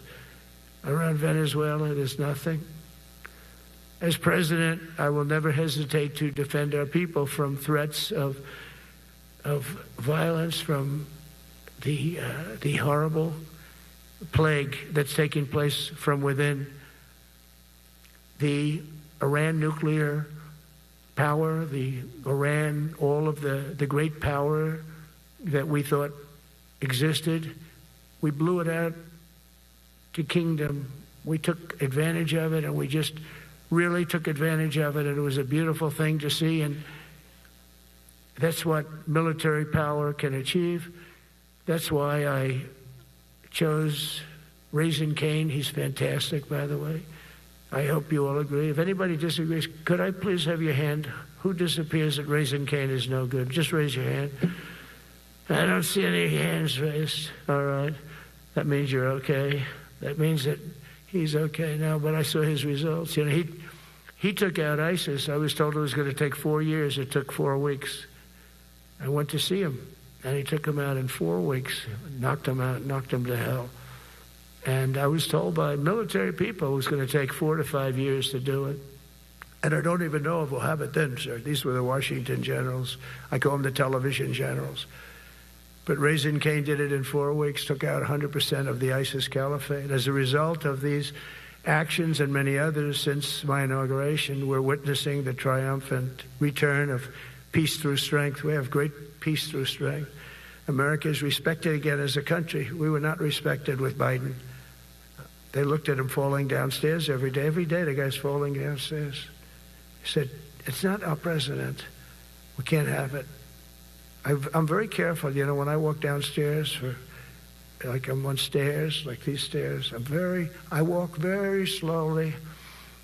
Nobody has to set a record. Just try not to fall, because it doesn't work out well. A few of our presidents have fallen, and it became a part of their legacy. We don't want that. You walk nice and easy. You don't have to set any record. Be cool. Be cool when you walk down, but don't bop down the stairs. So one thing with Obama, I had zero respect for him as a president, but he would bop down those stairs. I've never seen da-da, da-da, da-da, bop, bop, bop. He'd go down the stairs, wouldn't hold on. I said, it's great. I don't want to do it. I guess I could do it. But eventually, bad things are going to happen, and it only takes once. But he did a lousy job as president. A year ago, we were a dead country. We were dead. This country was going to hell. We were dead in every way, from immigration to military. We didn't have the weapons. We were given everything to Ukraine. We had nothing. And by the way, I have to tell you, now, as you know, I went over and I met with NATO, and NATO raised from 2 to 5, which everyone said 5% of GDP. Millions and now trillions of dollars are pouring in. They didn't pay the 2% because they know we were there to pay it. And now they paid the 5%. That's trillions of dollars. And we're not spending any money on that war, not 10 cents. We sell our equipment to NATO. NATO pays us for the equipment, and they give it to Ukraine or whoever they give it to. But they can keep it, but we're not involved. We have no money going out. Biden gave $350 billion. Not sustainable. $350 billion. And we have a war that should have never started. But we're not doing that anymore. So I just want you to know we're selling equipment. Our people are buying equipment. They are buying the equipment at full price, a fair price. So I don't want to say we're making money, because I don't want to be making money on a war. It's too many people dying. They're losing 7,000 soldiers a week. A lot of them are Russian soldiers, but between the two countries, mostly soldiers, by the way. Sometimes, in Kiev, they'll lob a missile in, or some drones in, kill some people. But mostly it's soldiers. Russia and Ukraine are losing 7,000 souls. And they're not American. They're not us. They're not you. We have a special obligation. But they're soldiers. They're young people. They leave their parents. They wave goodbye. And then 2 days later, they're blown up so unnecessarily. And so that's the primary reason I want to get it done. We got to get it done. It's crazy what's going on. That's the worst war that there's been since World War II. The number of soldiers that are being killed there is just crazy. From 5,000 to 7,000 soldiers die a week. Think of that. So I think we'll get that done. But that's turned out to be the toughest one. I'm so disappointed in President Putin. I thought he would get this thing over with. He should have had that war done in a week. And I said to him, you don't look good. You're 4 years fighting a war that should have taken a week. Are you a paper tiger? And it's a shame, but I think eventually we'll get that one done, just like in theory, I want to knock on wood, because you never know. It's like we're going to have the Middle East done, which is actually a much harder thing to do. I mean, thousands of years. But we have to get that war done. So now just think of it, we're a dead country. I was with the King of Saudi Arabia, a great guy. I was with the Emir of Qatar. I was with the great leadership of UAE. I was over there. We brought back $2 trillion and more. They ordered 200 planes, Boeings. They ordered so much, and they were great. But they all said essentially the same thing. They said, 1 year ago, you were a dead country, and now you're the hottest country anywhere in the world. We're the hottest country in the world right now. The absolute hottest country in the world. There's nobody even close. Putin said that to me. We met in Alaska, had a good meeting. Then he went back and started sending drones into Kiev. I thought we had a good meeting. But it's one of those things. But we were a dead country a year ago. And now we're the hottest country anywhere in the world. Think of that. You can be proud of that. And you must have felt like hell when you have a wife or a husband at home, and you used to read the numbers that we can't get people to join the Army, Navy, Air Force, Marines, Coast Guard. You must have felt like, I have a job that nobody wants. That doesn't feel good. Well, now you have a job that is brimming over with people wanting it. They want it. And you're able to get a much higher quality because now you have your choice. You want so many. And we're going to have many, many people that aren't going to be able to join because of the fact that we don't need them at this moment. But think of it, what a difference that is from, I could just imagine 2 years ago, you're reading front page articles in the New York Times, of course, and Wall Street Journal. They always give us unfair stories. But they played it so big. They were playing it so big. Nobody wants to join the Army, the Marines, the Air Force. They don't want to join. They don't want to join the Coast Guard at all. Nobody wants to join. Nobody wants to join our police forces. Our police forces also. It's almost went hand in hand. And I used to say, boy, I'm speaking in front of the military today, and it's embarrassing because I'm speaking in front of people who have a job that other people don't want, but now you have a job that everybody wants. So I think that has to make you feel good. It's one of the reasons I love being here today, because I wanted to say that. I have to say that everybody wants to be in the Army, the Navy, the Air Force, the Marines. If you think the Coast Guard and Space Force, our beautiful Space Force, it's a whole different world. And now they're signing up, by the way, seriously big numbers for the police. Dangerous job, isn't it? Huh? Fire department. But that's the paving the way for progress once thought almost impossible. I mean, a year ago, you wouldn't have thought that was possible. A year ago, they were talking about making the military smaller because they can't get the people to join. We're thinking about making it larger because we have so many people. And it's nice to be able to cut people because of merit that aren't really qualified for any reason, a physical reason, a mental reason. You don't have to take them anymore because you have the pick of the litter, and they all want to be with you. They all want your job. They want to be with you. They want to work with you. They'll even take your job, Got to be a little bit sharp. You got to watch it. But everybody wants to be doing what you're doing now. What a difference when I speak to you, and I can say that as opposed to a couple of years ago when I was talking to rooms where they were desperate to get people and they couldn't get them. What a difference a presidential election can make. That's all it is. It's just a presidential election. Yesterday at the White House, we put forward a plan for peace in Gaza. We announced it, and we're going to create something that was my idea, but unfortunately I got drafted. It's going to be called the Board of Peace, and it's going to reign over that territory, and we're going to get that done. And they asked if I'd be the chairman of the Board of Peace. I wasn't counting on that. I had the idea for the Board of Peace, but I said yes, and I guess because of that, every leader, everybody wants to be on the Board of Peace, and we're going to watch over that very volatile part of the world and keep it non-volatile, so you don't have to get involved. We want to save you for other things or save you for nothing from that standpoint. We don't want you fighting wars, but if you have to, you're the most lethal fighting force in the world. And I would say that even 2-3 years ago, but now I say it with great enthusiasm. It's so true. And we're striving tirelessly to end the terrible war in Ukraine.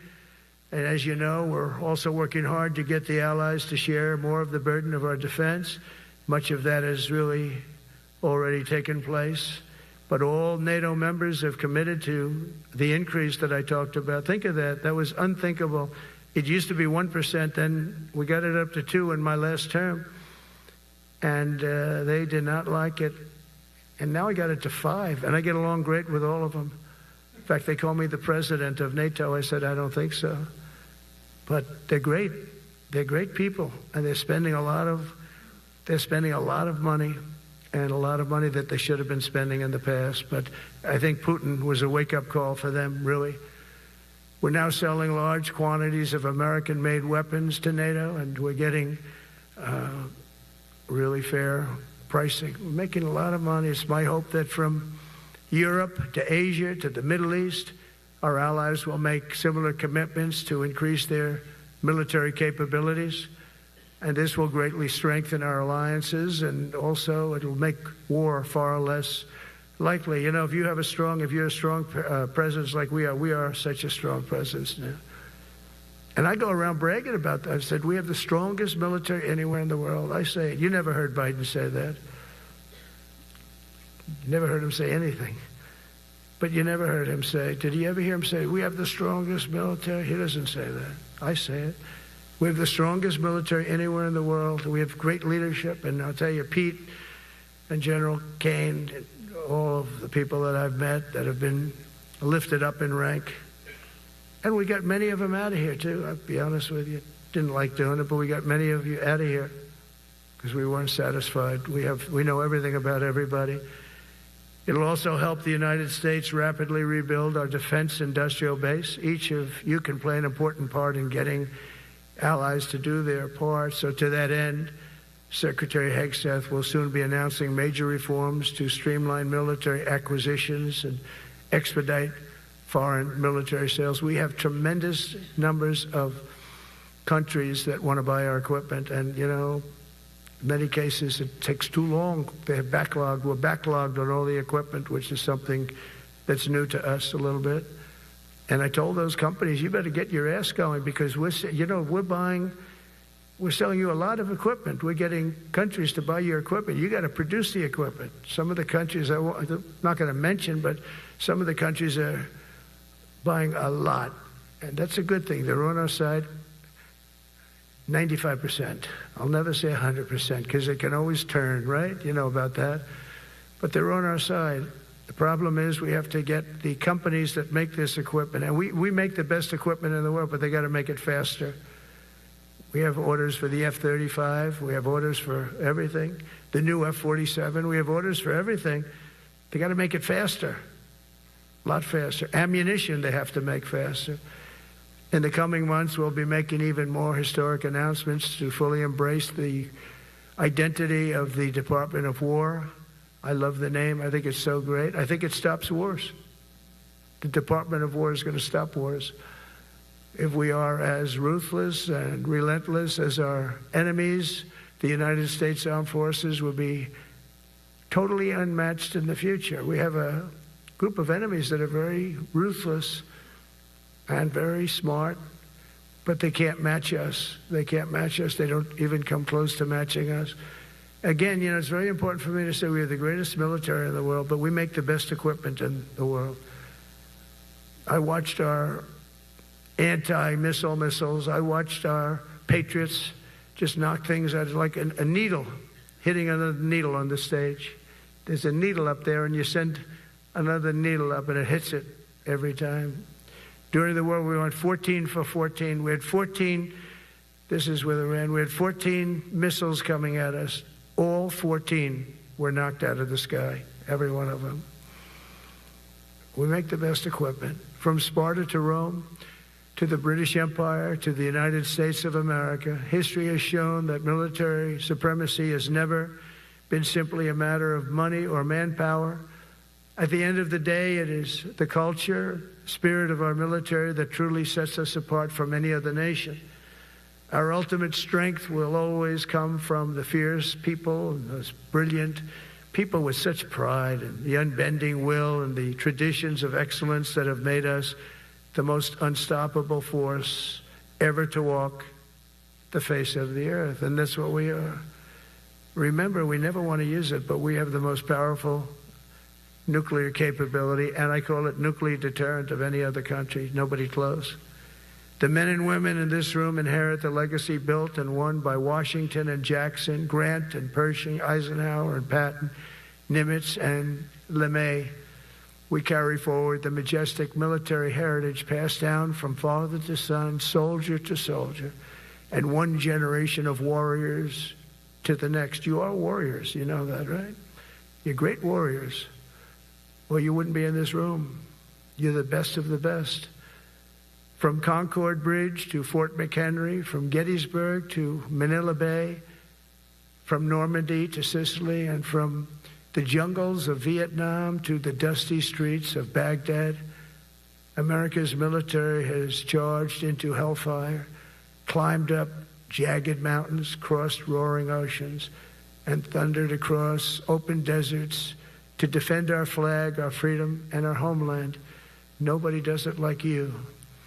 Now we are discovering American muscle, reasserting American might, and beginning the next story chapter in American military legends and lore. That's L-O-R-E. It is lore. When it comes to defending our way of life, nothing will slow us. No enemy will stop us. They cannot stop us. And no adversary will stand in our way. They won't stand in our way. We don't want them to stand in our way. We don't want to even put them in that position, but they're not going to stand in our way ever again. You'll never see 4 years like we had with Biden and that group of incompetent people that ran this country that should have never been there. Because we are the United States military, the best, the boldest, the bravest that the world has ever seen, that the world has ever known. With leaders like we have right here in this beautiful room today, we will vanquish every danger and crush every threat to our freedom in every generation to come, because we will fight, fight, fight, and we will win, win, win. I want to just thank you once again, and God bless the United States military, and God bless America. God bless you all. Thank you very much. Thank you.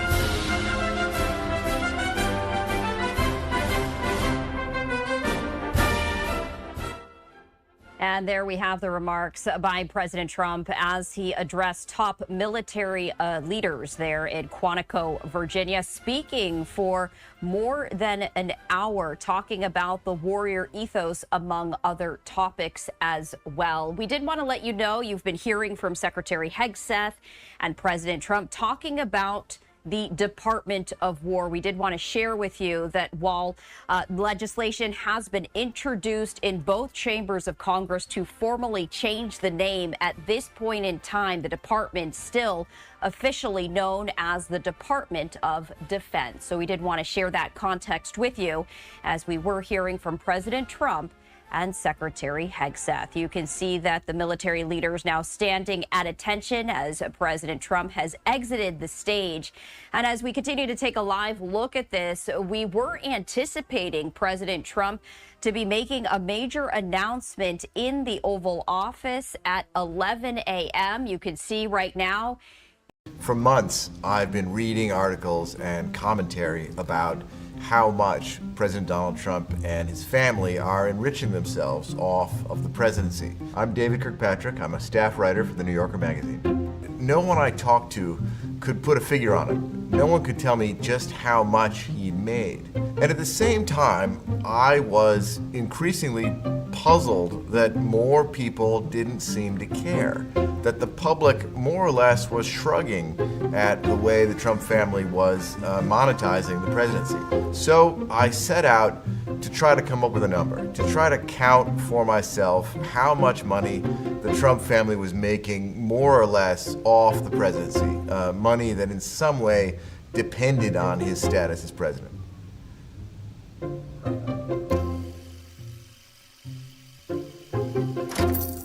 The problem of a potential conflict of interest posed for President Trump because of his business interests has been there from the beginning. Around the time that he began preparing to run for office, around 2015, The Apprentice was well off the air. The Celebrity Apprentice, its kind of gimmicky successor, was also dwindling in the ratings. Hey, Duncan, Don, we're up. Donald, over here. There's some evidence to suggest that he needed something new to keep his name in the public eye. As part of the backlash against him, a number of people brought lawsuits. He now owes $500 million or so to the state of New York because of their fraud case against him. Did nothing wrong. There were no victims. The bank loves us. The bank testified. And he owes another $88 million or so to E. Jean Carroll, the writer who sued him for defamation and sexual assault years ago. So arguably, he was really in kind of a tight place when he went into the presidency the first time, and a much tighter place the next time. I was personally astonished to see just how much his financial position has improved just 6 months after he came back into the White House. The obvious place to start was Mar-a-Lago. Trump is the first president to sell access to himself and his inner circle for personal profits. That is, this is a private club that people pay to join, and what they get is a chance to mingle with Trump and his friends. Before he first won election, the initiation fee to join the club was $100,000. As of last fall, it was poised to go up to $1 million. Doing a little bit of math based on the revenue he's disclosed on his personal financial disclosure forms and the costs over time, I concluded that he had made about $125 million in extra profits in Mar-a-Lago because of his presidencies. After that, I looked at his campaign fundraising. Now, campaign fundraising is generally a whole different thing. Laws restrict candidates or politicians from using that money for personal purposes. In Trump's case, those boundaries are a little bit fuzzier. For one thing, he quite conspicuously sells what looks like campaign merchandise through his personal online store. If you're a Trump supporter, you might really believe you're supporting the MAGA movement and its causes when you buy this stuff, but in fact, the money is actually going to the Trump Organization and to Donald Trump. We're talking about things like a Gulf of America baseball hat, $50, a pair of Trump beer koozies, $18, Trump flip-flops, $40. In the last year, he's actually branched out from selling the merchandise through the store to a couple of special lines of products, and that includes $2.8 million from Trump watches, $2.5 million from, quote, sneakers and fragrances, and $3 million from an illustrated book called Save America, as well as $1.3 million from the God Bless the USA Bible, also known as the Trump Bible. So all of that came to $27.7 million. In some ways, this is almost like a fashion designer setting up a table in front of a department store to sell knockoffs of their own goods at the expense of their shareholders. So that came to about more than $17 million in income over the last several years. Now, on top of that, there's another way that Trump is found, and that is his legal fees. A political campaign fund for a candidate can't spend money on personal legal fees. But he discovered that if he converted a campaign fund into a political action committee, it could. And he's used his political action committee to cover more than $100 million in personal legal fees. So all in all, I'm going to call that a total of about $127.7 million in enrichment through those campaign funds, either in merch or legal fees.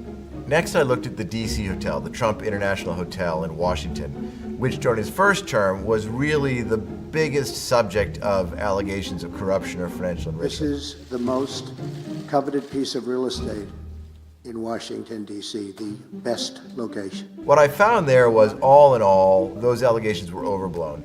Really, in retrospect, it looks like the Trump Association drove away as many people as it attracted. As much as some people might have gone there to show their support for Trump, an equal number of people probably stayed away because they didn't want to get caught up in an influence scandal or they didn't like the president. It now turns out that after Trump sold the hotel, it's ultimately done better as a Waldorf Astoria. So I concluded that spending at his hotels by government agencies or by influence seekers looking to curry favor probably came out to be a wash. The amount of money he made from that is probably zero. Next, I turn to the Persian Gulf.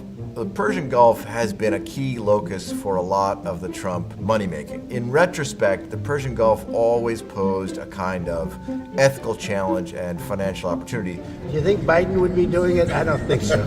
The first member of the Trump family who seems to have taken advantage of this was Jared Kushner, who was Trump's Middle East envoy in his first term. Shortly after Trump left the White House in 2021, Jared Kushner was back over in Saudi Arabia soliciting investments for a new private equity firm he'd founded, Affinity Partners. The Saudi Sovereign Wealth Fund, the public investment fund, has a panel of esteemed experts that it calls on to give advice about new investments. They said unanimously that he had no experience in private equity, no track record. They were overruled. The Crown Prince of Saudi Arabia, Mohammed bin Salman, decided to go ahead anyway. And so the Saudis put in $2 billion. Kushner continued to raise money almost exclusively from foreign sources. By the end of last year, he had brought in a total of $4.8 billion in assets under management. Quite a bit of that also from the United Arab Emirates and the Qataris. Just from management fees, he would earn the equivalent right now of $320 million over the next 10 years. Then I turn to some of the real estate deals the Trump family has recently done in the Persian Gulf. Despite a lot of effort over the years, the Trumps had only managed to land one deal in the high-dollar Persian Gulf. There's a golf course in Dubai that pays the Trumps to license their name and a management fee. And that's been very lucrative for them over the years. Now, they signed that deal before he first went into the White House, so I'm not going to count that, but it provided a sort of benchmark to try to figure out what he'd made from some of the other deals. And in the last couple years, those have come hot and heavy. In late 2022, after Trump was already pretty much the presumptive Republican presidential nominee, he signed an anomalous new deal with a Saudi company called Dar Al Arkan to build a vast new project in Oman, in Muscat. And that was followed, after he was elected, by no fewer than 4 other deals with the same Saudi company in Dubai, Jeddah, Riyadh, and Doha. Some of those are 10-year deals, some of those are 30-year deals, but I calculated that the present value of all that money comes out to $105.8 million. A lot of attention has been paid to Trump's announcement a few months ago that the Emir of Qatar had gifted him a new private jet, the former royal jet of the Qatari royal family. So Trump announced that that was a gift to the Pentagon, which would use it as a new Air Force One.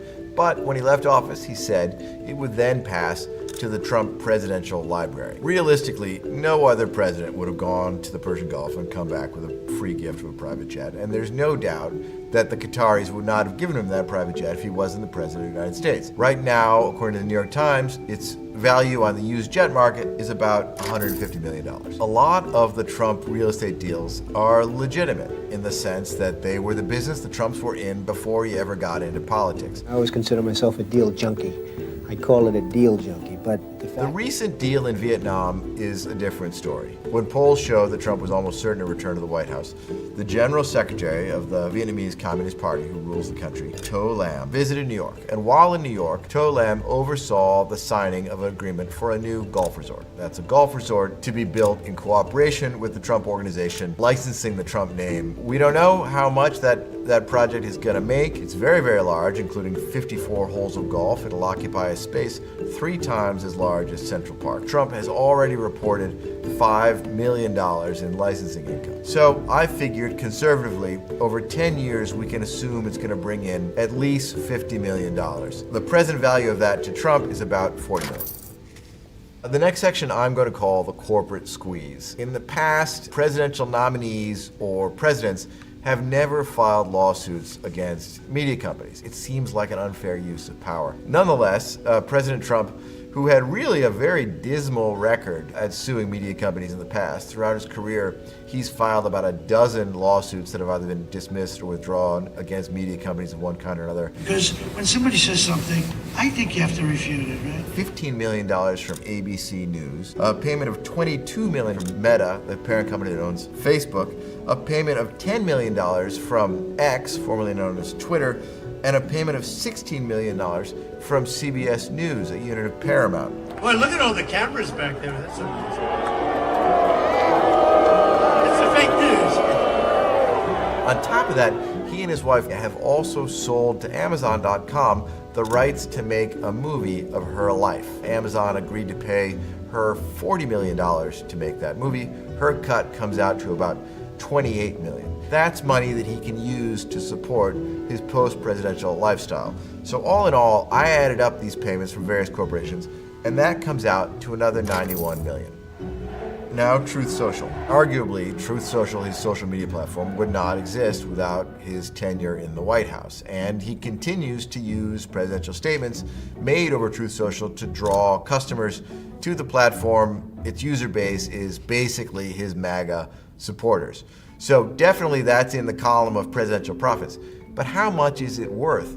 It lost more than $400 million last year. A lot of institutional investors consider it a meme stock. That is, the parent company that owns Truth Social has a stock that goes up and down based primarily on how people feel about President Trump. So I consulted an eminent forensic accountant to try to come up with a ballpark figure for what it might be worth. He told me probably it's worth someplace between 4 and 20 million. To be generous, he suggested tacking on another 5 million, so we'll put that at 25 million in personal profit. Donald Trump Jr., the president's oldest son, recently made news by circulating plans to create a new private club in Washington, D.C. to be called Executive Branch. The most notable thing about this club is that its members include Donald Trump Jr. and a number of other people close to the president.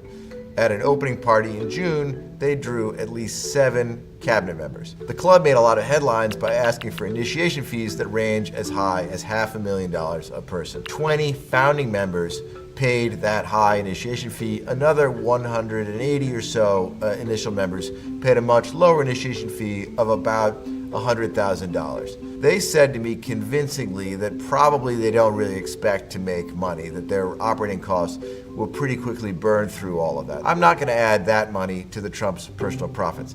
At the same time, Donald Trump Jr., who's setting up that club, is also in business with another one of the founders, Omid Malik, a financier. And that relationship is much more lucrative for him. Omid Malik also runs a venture capital firm called 1789 Capital. Last fall, Malik brought Donald Trump Jr. into the firm as a partner. I talked to consultants in the business who guessed that he's probably making about $200,000 a year. On top of that, the fund has raised about $1 billion. The partners split about 20% of the profits. I calculated that the present value of the money that Donald Trump Jr. stands to make from 1789 Capital comes out to $19.6 million.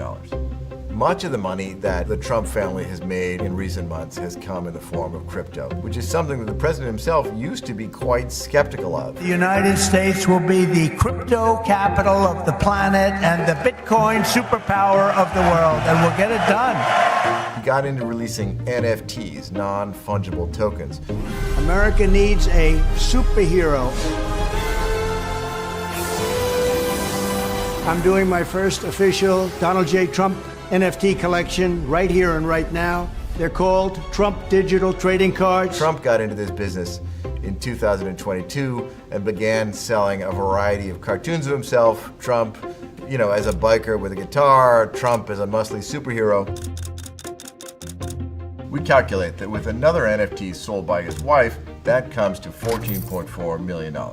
The next Trump family crypto business is called World Liberty Financial. This was announced last fall during the campaign. Trump took time out to participate in a desultory 2-hour live stream. It involved his sons and Zach Witkoff, the son of his diplomatic envoy, Steve Witkoff. The first thing that it did was begin selling a special crypto token, which would entitle the owner to vote on whatever its future plans would be. The company said that the Trump family, or entities related to the Trump family, would get about 75% of the proceeds of those token sales. That came to about $550 million by around the time of the inauguration. The Trump family's cut of that is $412.5 million.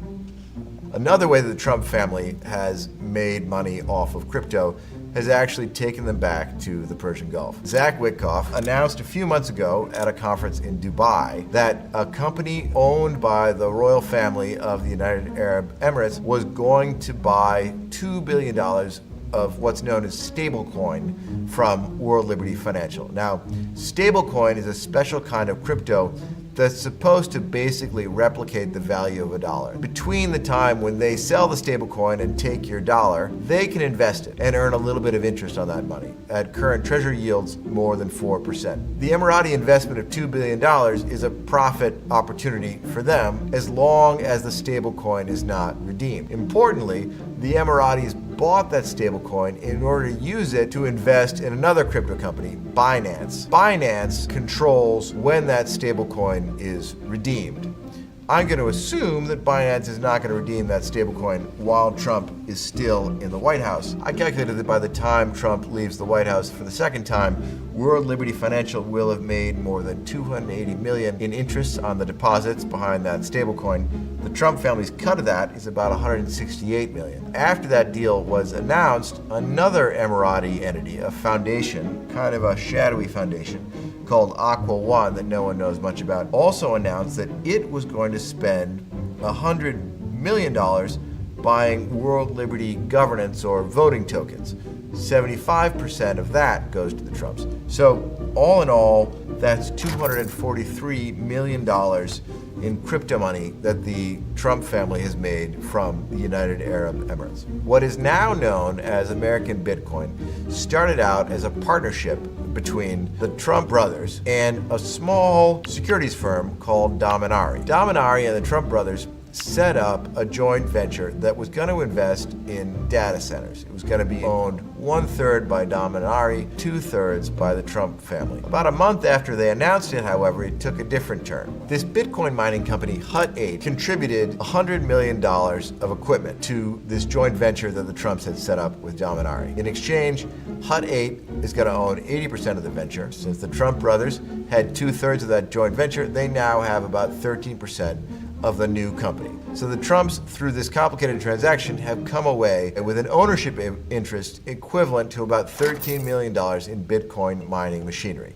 In the last few months, the company that owns Truth Social has done something very different and totally unrelated to social media. Trump Media and Technology Group has decided to go into the crypto business, mainly by selling stock at an inflated meme coin-like price just because of their association with the presidency. It's really happening. Bitcoin is really happening. Crypto generally. The company has capitalized on the irrationally or unusually high price of its shares to sell stock in order to raise money. And with that money, they've gone out and bought Bitcoin. Trump Media Technology Group now holds about $760 million in cash, and on top of that, about $2.3 or $2.4 billion in Bitcoin. Trump now holds about a 42% stake in Trump Media and Technology Group. I'm going to say that 42% stake in the company gives him about a 42% ownership interest in its pile of Bitcoin and cash. After all, the company could feasibly just sell all of that and dividend the money to shareholders. If they did, that would bring President Trump about $1.3 billion. The Trump family's last crypto business is really remarkable. 8 years after the family first said that it would never do anything even perceived as exploiting the presidency, I think this new venture has distilled that exploitation to its purest possible form. What they've sold is known as a meme coin. That is, a form of crypto, a form of cryptocurrency that doesn't even really purport to be anything more than a novelty or a gimmick or a kind of online joke. It's just sold as a bit of fun. In this case, the fun of paying money to President Donald Trump. After introducing the meme coin shortly before the inauguration, Trump came forward again in April and announced that in fact he was going to host a private dinner for the top 220 holders of his meme coin, re-incentivizing people to go out and buy as much as they can. And I was there to try to watch the attendees come and go. By that time, we estimate that the revenue that he'd brought in through sales of the meme coin, some trading fees, and another meme coin sold by his wife had come to at least $385 million. I've tried to give the president the benefit of the doubt at every turn. I've used present value calculations so that I'm not counting money he's going to earn in 30 years as money he's earned today. And I've tried to come up with a baseline, so in all likelihood, he's actually going to earn a lot more than this. I asked myself, why does it matter? You know, a lot of this stuff is publicly disclosed. He doesn't make any secret of his money making. In some ways, the people that he's squeezing the most out of are his own supporters. Adding it all up, I come to about $3.4 billion. The thing that stands out after tallying up all this money is just the almost desperate eagerness. It's as though the Trump family really is not missing any opportunity to make as much money as they can off of his presidency. And that made me wonder even more, what might these people be getting for the money they're paying the president? If he wants it that badly, what do you think they're getting out of it? And that's the question that I was left with.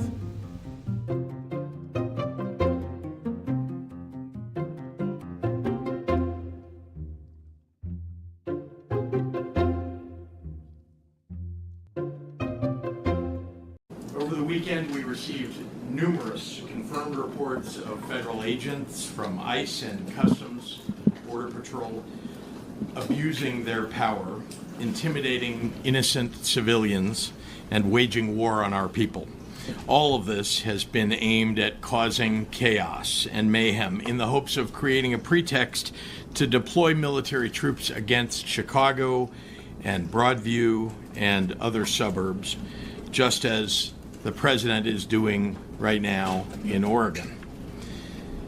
Moments ago, the Illinois National Guard received word that the Department of Homeland Security has sent a memo to the Department of War seeking the deployment of 100 military troops to Illinois, claiming a need for the protection of ICE personnel and facilities. What I have been warning of is now being realized. One thing is clear, none of what Trump is doing is making Illinois safer. 2 weeks ago, a man was shot and killed by ICE in Franklin Park, Illinois. Shortly after, ICE issued a statement justifying the killing, saying the federal agent was seriously injured. The Chicago Sun-Times has brought to light that the injuries were, in the agent's own words, nothing major. A man is dead. A community is shaken up. And we are yet again left with more questions than answers. On Saturday, federal agents wreaked havoc on the village of Broadview, a small suburb west of Chicago with 8,000 residents. I want to recognize Broadview Mayor Katrina Thompson, who is here today, and thank her for her strong and vocal leadership on behalf of her community. I also want to thank Broadview's police chief, Thomas Mills, for his steady leadership and partnership with state and surrounding local law enforcement. In Broadview, people nonviolently holding signs and chanting against brutality, expressing their First Amendment rights, have been regularly attacked with chemical agents like tear gas, pepper spray, rubber bullets, and flashbangs. Agents reportedly unholstered their guns and pointed them at protesters. In their own words, ICE intended to unleash, quote, a shit show in the Broadview community. Without provocation and acting like jackbooted thugs, ICE has attacked and detained members of the press, including an independent journalist. A CBS Chicago correspondent had chemical munitions fired at her car where there were no protesters in sight. And we have received many reports of U.S. citizens being detained for simply stepping onto the public street. That brings us to yesterday. On a beautiful weekend when families were out enjoying their day in Chicago, armed Border Patrol agents were downtown marching up and down Michigan Avenue, harassing and intimidating residents and tourists. In Millennium Park, federal agents interrogated a family as their small daughter held onto her doll and appeared to try to translate for her parents. Officers carried large, unholstered, offensive weapons downtown, dressed in camouflage and masks. Building tradesmen near Tribune Tower, simply doing their jobs, were detained by federal agents while working on a construction site. Separately, 24 federal agents chased down a man, handcuffed him, and asked him for his papers. Meanwhile, ICE's chief offender, Gregory Bovino, has been leading the disruption and causing mayhem while he gleefully poses for photo ops and TikTok videos. Bovino even admitted on the record that they are making arrests based on how you look. Based on how you look. How you look. That's the baseline. They're not targeting violent criminals or gang members. They're arresting tamale vendors and delivery men and shaking down families. Donald Trump and Kristi Noem and Tom Homan said they were targeting the worst of the worst criminals. They lied, and they continue to lie. 60% of the individuals that ICE has taken in Illinois this year have no criminal convictions of any kind. ICE is running around the loop harassing people for not being white. Just a year ago, that was illegal in the United States. Now, ICE is making it commonplace. That's not making America great. In any other country, if federal agents fired upon journalists and protesters when unprovoked, what would we call it? If federal agents marched down busy streets, harassing civilians and demanding their papers, what would we say? I don't think we'd have any trouble calling it what it is: authoritarianism. So let's not pretend it's something else when it happens in our American cities. The MAGA Republican-supported invasion of Portland and Chicago and LA and Washington, D.C. is not making us any safer. Instead, it is putting our people in danger. This is an attack on neighborhoods, on lawful residents, on U.S. citizens. That's not preventing crime, as Donald Trump claims. That's threatening public safety. But as I've said many times, for Donald Trump and the MAGAs in Congress, this is not about fighting crime or about public safety. This is about sowing fear and intimidation and division among Americans. It was about creating a pretext to send armed military troops into our communities. This is about consolidating power in Donald Trump's hands. What he plans to do with that power, now or during the 2026 elections, should worry all of us. When you add to that the Trump administration's effort to label as dangerous free speech critical of him, White House senior staff calling the Democratic Party fascist, the Trump-appointed FCC chair threatening to revoke broadcast licenses and the approval of a merger in order to silence late-night comedians, Trump's threats to jail political opponents, you cannot call this anything except an attack on the Constitution of the United States. But let's also talk about what he's doing to the economy with all these attacks on our communities. Our small businesses suffer when our residents and visitors who are shopping and eating are made to feel unsafe by the jackbooted thugs roaming around a peaceful downtown. Parents are now scared to send their kids to school for fear the troops will grab their children. Students are afraid they'll come home and find their parents have been disappeared by ICE. This is no way to live.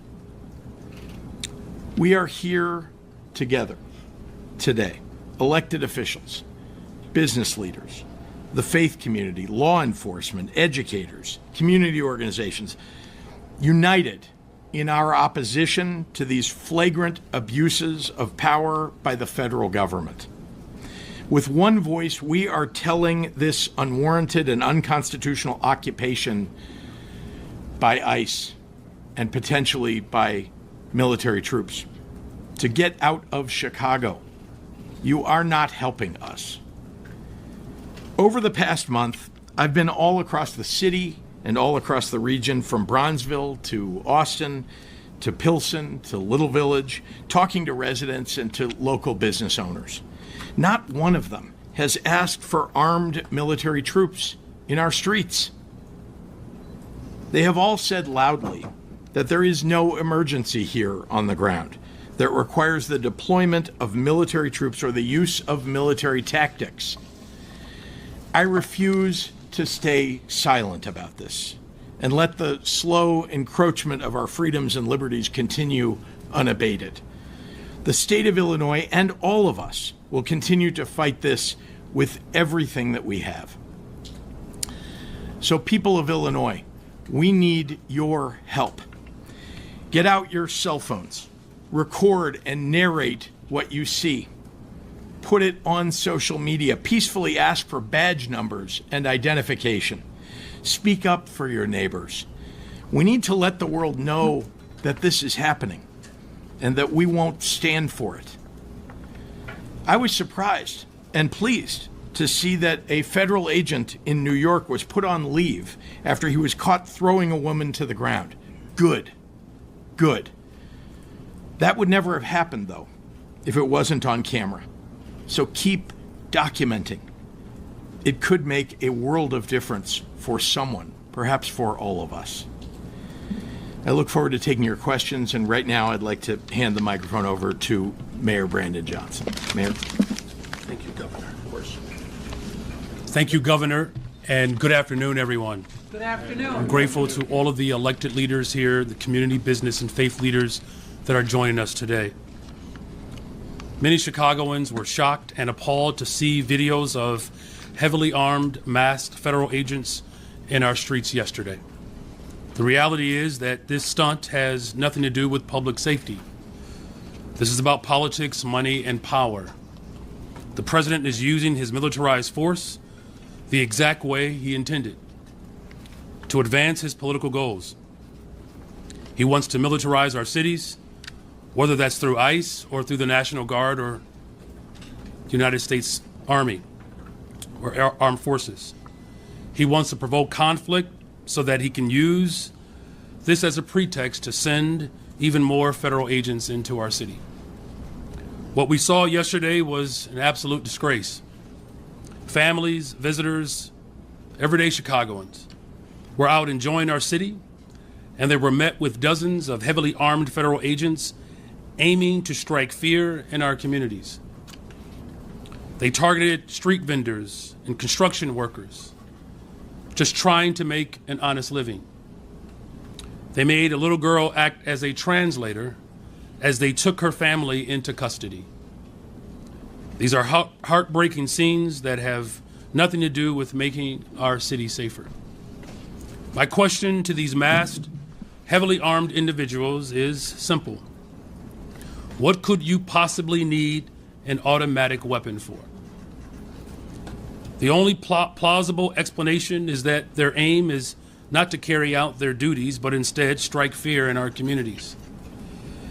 If you are following the law, if you are in accordance with the Constitution, if you have a criminal warrant, then there is no reason to cover your face. This comes on the heels of the revelation that was reported on MSNBC that Tom Homan, the so-called border czar, accepted a $50,000 bribe from undercover FBI agents in exchange for lucrative detention center contracts. So let's call it what it is. Tom Homan sold out the American people for $50,000 in cash. And that's why I'm calling on the federal government to appoint an independent investigator to review every single contract in the city of Chicago, the county and the state, related to any ICE detention centers. The people have a right to know if these contracts are legitimate or if they were granted as a result of outright bribery and corruption. As of last week, 72% of those held in ICE detention have no criminal record. And of those with a criminal record, many are for traffic violations and misdemeanors. The Trump administration's detention campaign is not for public safety, it is for profit. More than 90% of the immigration detention centers are run by private and for-profit corporations. The Trump administration has already engaged in no-bid contracts with private prison contractors across the United States. Executives at private prison firms are calling this a gold rush, as their stocks have soared by as much as 80%. In May, the CEO of a private prison corporation told investors, and this is a quote, "truly one of the most exciting periods in the history of the company." One company estimated that they could make as much as $400 million of taxpayer money per year from private detention. Another said that it could make as much as $1 billion in additional revenue. The two largest private prison corporations gave President Donald Trump at least $2.8 million for his re-election campaign. And this is the agency that Trump and Republicans just handed $170 billion, a blank check with little to no oversight. The money that Republicans gave to ICE is there's more funding given to ICE in this last budget that has been allocated for police departments at state and local governments in all 50 states, including the District of Columbia combined. Let me say that again. Trump gave his personal militarized force more money than all other local and state police funding combined. And the guy they put in charge of that funding was bought for $50,000 in cash. They are lining their own pockets and the pockets of the executives of small number corporations, to a small number of corporations. I've spoken with parents in Pilsen, Little Village, spoken to business owners on Devon Street, elders in Uptown who are too scared to take their children to school. We're losing business, and they're too afraid to even attend church because of their legal status. They're afraid of the reckless actions that they have seen. This is not being tough or patriotic. To throw a crying mother to the floor who just wanted to be reunited with her children, it's abominable. It's not law and order to body slam a 79-year-old business owner, an American citizen, for trying to produce the papers of his employees. And there's nothing brave about firing pepper bullets with chemical agents at a Chicago CBS reporter for simply showing up to do her job. Greg Bovino, who spends countless taxpayer dollars on TikTok videos of himself, was in charge of the operation in Los Angeles, where a 15-year-old kid, an American citizen with disabilities, was handcuffed and held at gunpoint by ICE. His family is now suing. By the time this is over, there will be hundreds of millions of dollars of taxpayer dollars wasted in settlements related to the excessive use of force and the unconstitutional actions of this administration. So again, let's make this very clear. This is not about public safety. This is not even about immigration. This is a continuation of the Trump administration's war on the poor.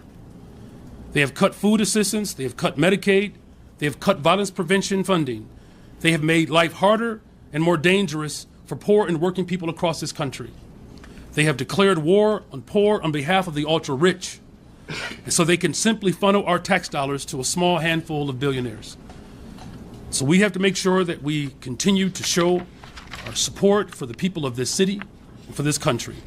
In closing, at a time when we are cutting hundreds of millions of dollars from healthcare, public health, housing, and defunding public education, manufacturing austerity, I'll say that plainly, the Trump administration is worsening poverty at the same time as declaring war on the poor.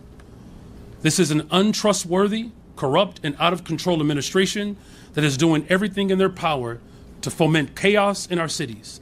Whether it's in Portland, Los Angeles, or Chicago, we cannot accept the militarization of our cities.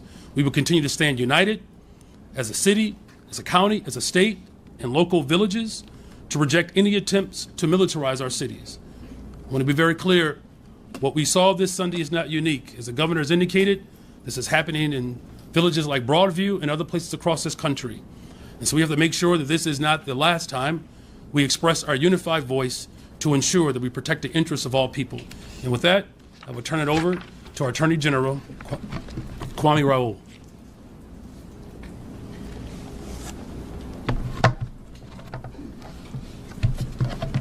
Thank you, Mayor. Governor, thanks for convening us.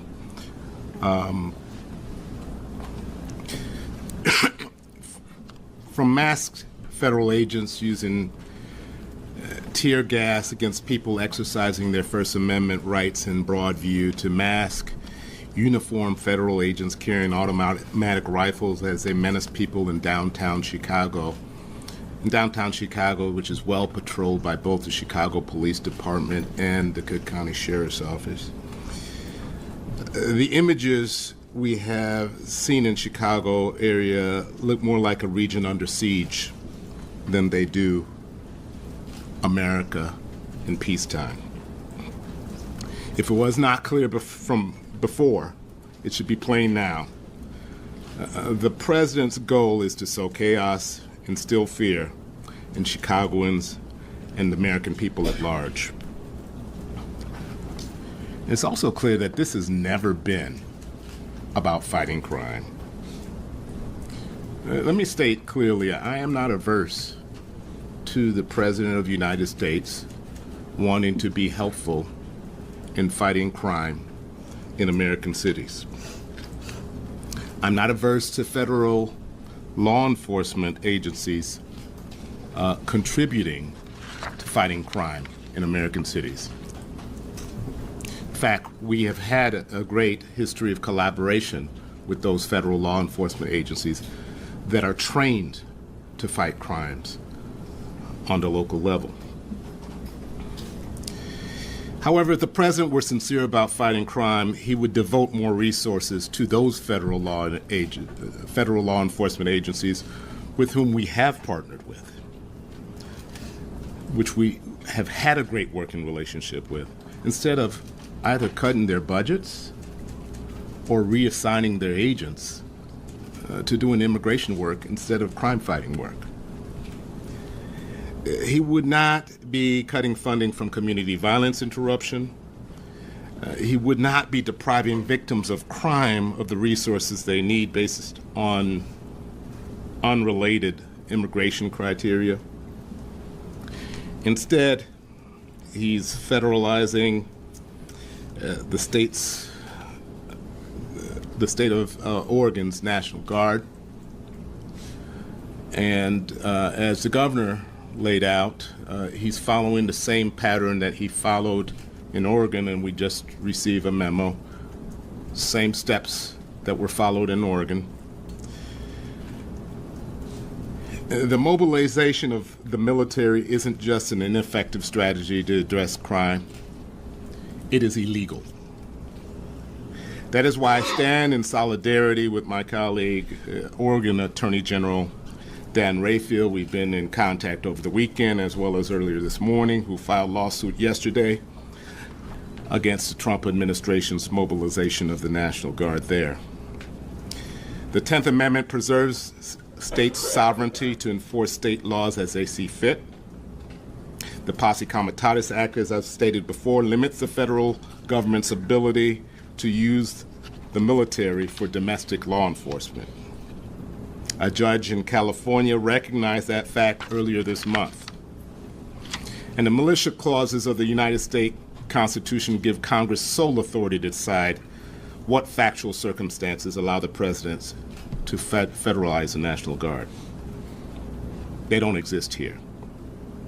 The president has failed to establish that any of the legal prerequisites exist for his efforts to federalize the Guard.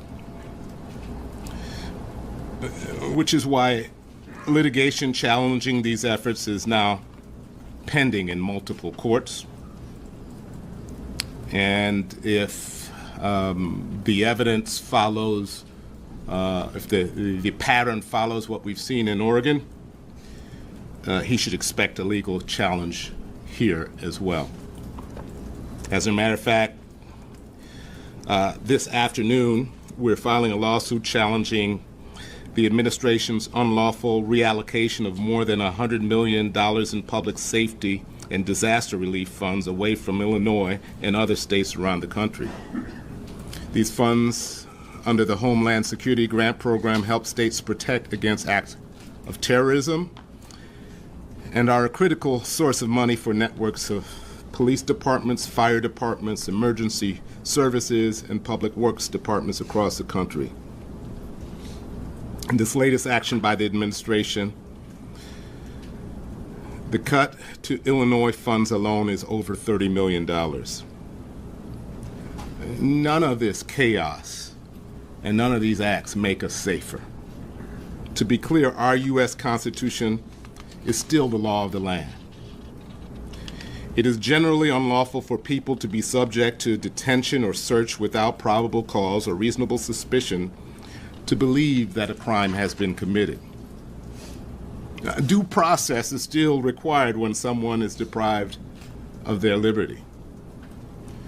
The First Amendment still protects the right to free speech and peaceably and lawfully assemble, which includes the right to express one's views even if those views are critical of government policies and how they're being carried out.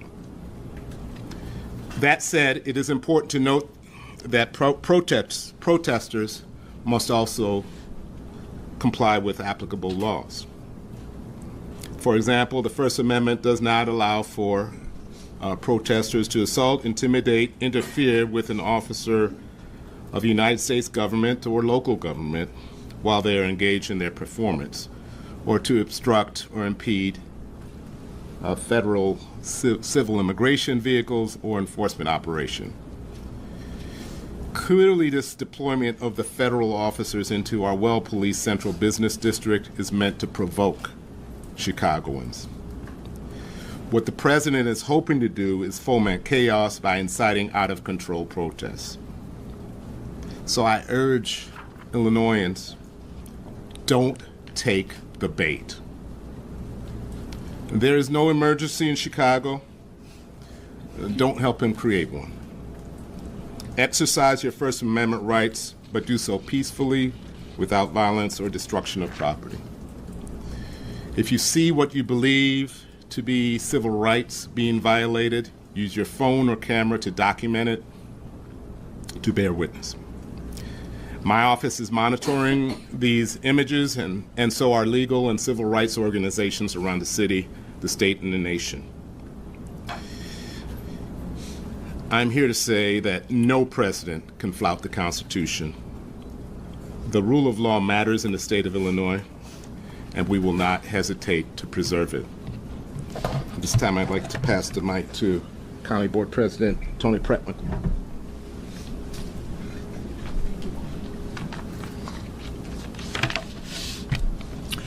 Good afternoon. Good afternoon. I want to thank you all for being here today and for showing your support. My county, Cook County, is home to more than 5 million people, many of whom are immigrants who came here seeking a better life for themselves and their families.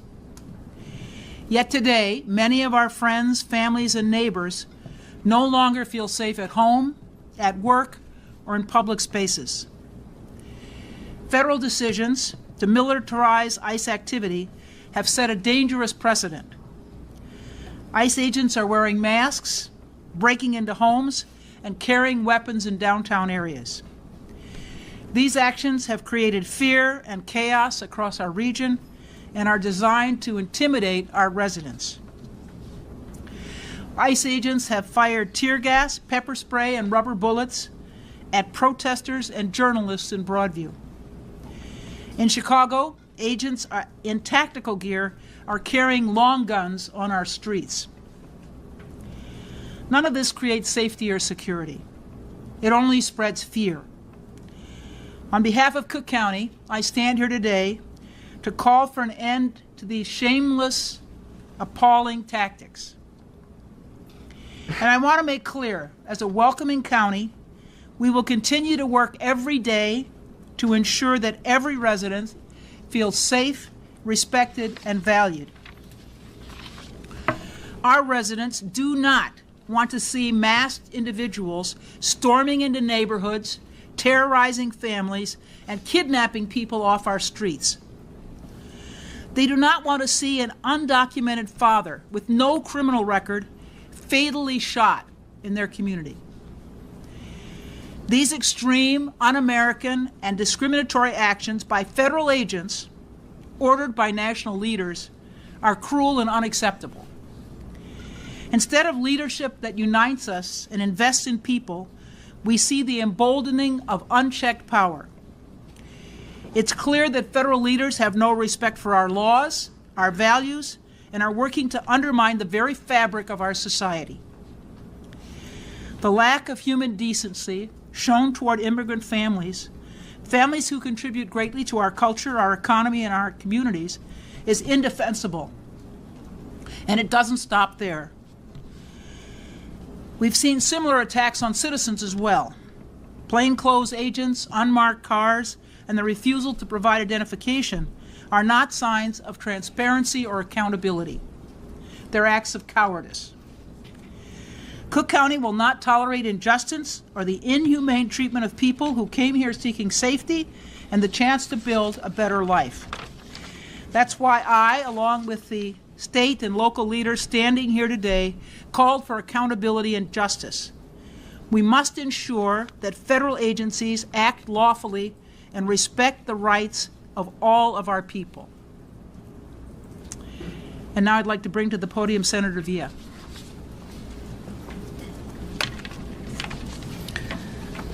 Good afternoon. Good afternoon. I am Karina Villa. I am the state senator of the 25th Senate District. I serve as the Senate chair of the Illinois Legislative Latino Caucus, which is made up of 17 legislators from across the state. We are here to say Illinoisans will stand together and our state will not be intimidated. Donald Trump has militarized agents.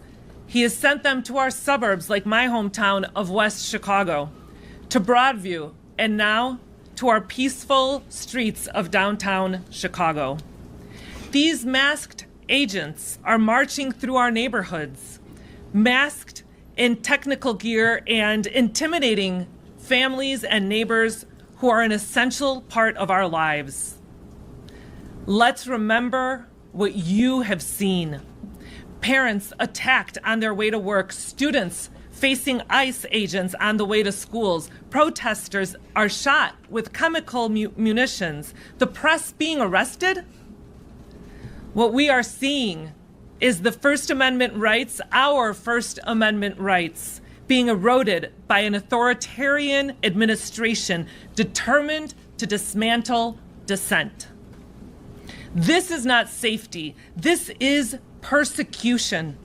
The Illinois Legislative Latino Caucus stands united with Governor Pritzker and leaders at every level, demanding answers about the stolen life of Silverio Villegas Gonzalez and so-called Operation Midway Blitz. We demand that every Illinoisan receive the right to due process, medical care, and access to legal counsel.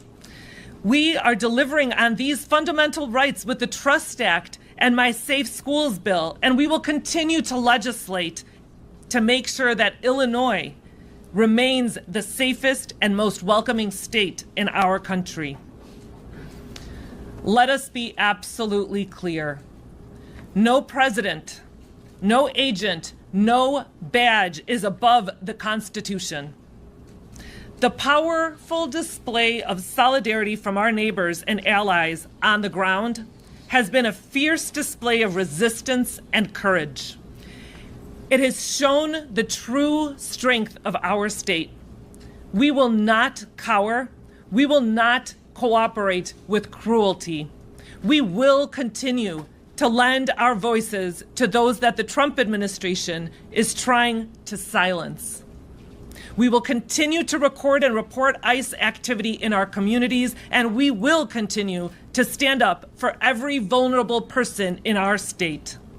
To every immigrant watching, you are not invisible, and you are not alone. We see you, we value you, and we will defend you. These are our cities, and this is our state. We will not back down. Ahora en español. Buenas tardes. Soy Karina Villa, senadora estatal del Distrito 25 y líder del Caucus Legislativo Latino en Illinois. Somos compuestos de 17 legisladores en todo el estado. Estamos aquí para decirle a los residentes de Illinois que estamos unidos y esto es nuestro estado y no nos vamos a dejar intimidar. Donald Trump ha mandado agentes militarizados a nuestros suburbios, como mi ciudad de West Chicago, a Broadview y ahora dentro de las calles de Chicago. Estos agentes enmascarados y armados caminan por nuestros vecindarios con equipo táctico, intimidando a las familias y vecinos que son una parte esencial de nuestra comunidad y de nuestras vidas. Recuerden lo que han visto.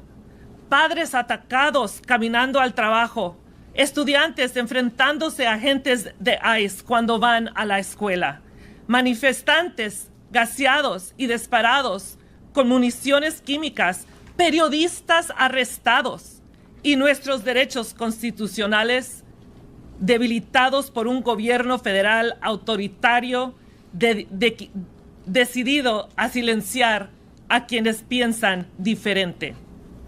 Esto no es seguridad, esto es persecución. El Caucus Legislativo Latino de Illinois se mantiene unido con el gobernador Pritzker y con líderes a través del estado de Illinois a todos niveles para exigir respuestas sobre la vida robada de Silverio Villegas González y sobre la llamada Operación Midway Blitz. Exigimos que toda persona en Illinois tenga derecho al debido proceso, atención médica y acceso a representación legal. Estamos cumpliendo con estos derechos fundamentales a través de la ley Trust y mi proyecto de ley, las escuelas seguras. Seguiremos legislando para que Illinois sea el estado más seguro y acogedor en el país para inmigrantes. Que quede absolutamente claro, ningún presidente, ningún agente, ninguna insignia está por encima de la Constitución. La poderosa muestra de solidaridad de nuestras comunidades y aliados ha sido una valiente expresión de resistencia y coraje. Ha demostrado la verdadera fuerza de nuestro Estado. No nos vamos a acobardar, no nos vamos a colaborar con la crueldad. Seguiremos alzando nuestras voces por quienes la administración de Trump intentan silenciar. Seguiremos documentando y reportando la actividad de ICE en nuestras comunidades. Y seguiremos defendiendo a cada persona vulnerable en nuestro estado, a cada inmigrante que nos está viendo. No eres invisible, no estás solo. Te vemos, te valoramos y te vamos a defender. Estas son nuestras ciudades, este es nuestro estado. No nos vamos a rendir. Y ahora le paso el micrófono a Ere Rendón. Gracias. Buenas tardes. My name is Erendira Rendon. I'm Vice President of Immigrant Justice at the Resurrection Project. For 29 days, the immigrant community, particularly the Latino community, has been under attack. This weekend marked another dangerous escalation in the assault that is happening in our communities. DHS has admitted to members of the press that they are making enforcement decisions based on racial profiling, based on class, based on how we dress, and based on the language we speak. If you look like me, you are in danger. On Sunday, in back of the yards, ICE officers violently arrested 3 U.S. citizens on baseless charges simply for exercising their constitutional right to free speech. DHS terrorizes and showcases our pain on social media. These high-visibility enforcement actions are designed to feed a media narrative that says that immigrants are the threat. But we know the truth. Immigrants power our economy. Immigrants keep prices down. Immigrants feed us. Immigrants build your homes. Immigrants, we love our families. Whew. It's all right. Take your time. An attack on us is an attack on all of America. That's right. This weekend's attack on workers and on families, children were arrested this weekend. It's just the pattern of escalation that we've been seeing in our communities. It's just that it happened downtown. Right now in Broadview, there are 200 people in a place that is not a detention center. They are being held in inhumane conditions. There are no beds. There are no showers. There is limited food. They order children's meals from Subway to eat. We are not allowed to speak to any of our clients that are held in that facility. It is a black hole, and people go missing for days. People are being forced to sign their voluntary departure forms, and their families are being denied access to them. DHS agencies continue to act with no respect for the law, defying court orders and attacking our community members, our faith institutions, and everybody who is protesting. There are over 60 organizations actively working to defend our communities. The Illinois Coalition for Immigrant and Refugee Rights, leading all rapid response in the hotline. The rapid response folks are our heroes. The National Immigrant Justice Center, who last week filed a lawsuit to uphold the Constitution, and dozens more. Since September 1st at the Resurrection Project, we have received over 320 requests for legal assistance.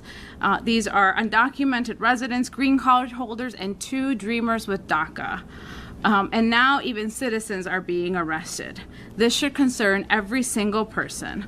I am grateful to Senator Pritzker and to all of our elected leaders who have made Illinois a safer place for us to live, even though right now we are under attack. And our message to all immigrant community continues to be the same. Primero, les quiero asegurar que también nosotros somos inmigrantes. También nosotros nos preocupamos por nuestras familias. Visit IllinoisImmigrationInfo.org for up-to-date information if you have, and you can also call the hotline, the ICE Family Support Hotline at 1-855-HELP-MY-FAMILY if you see ICE. Buenas tardes, me llamo Heréndira Rendón, soy vicepresidenta de Justicia para el Inmigrante en Proyecto Resurrección. Durante 29 días, la comunidad inmigrante y muy en particular la comunidad latina ha estado bajo ataque. Este fin de semana marcó otro incremento en el asalto a nuestras comunidades. DHS, el Departamento de Homeland Security, ha admitido que lo único que necesitan para parar a una persona es basado en cómo se ven, basado en cómo se visten, basado en los carros que manejamos y en el idioma que hablamos. El domingo, en el barrio de las Empacadoras, agentes de ICE arrestaron a 3 ciudadanos americanos simplemente por protegernos y ejercer su derecho de libertad de expresión. DHS está aterrorizando a nuestras comunidades y al mismo tiempo está documentando nuestro dolor y poniéndolo en las presas en las medias sociales. Estas acciones son un ataque a los inmigrantes, son un ataque a la comunidad latina. Lo que están tratando de hacer es crear una narrativa que los inmigrantes son peligrosos. Pero nosotros sabemos quiénes somos. Los inmigrantes damos de comer. Los inmigrantes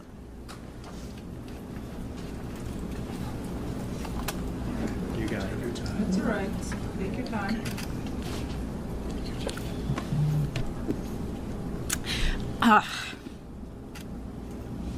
Los inmigrantes construimos sus casas.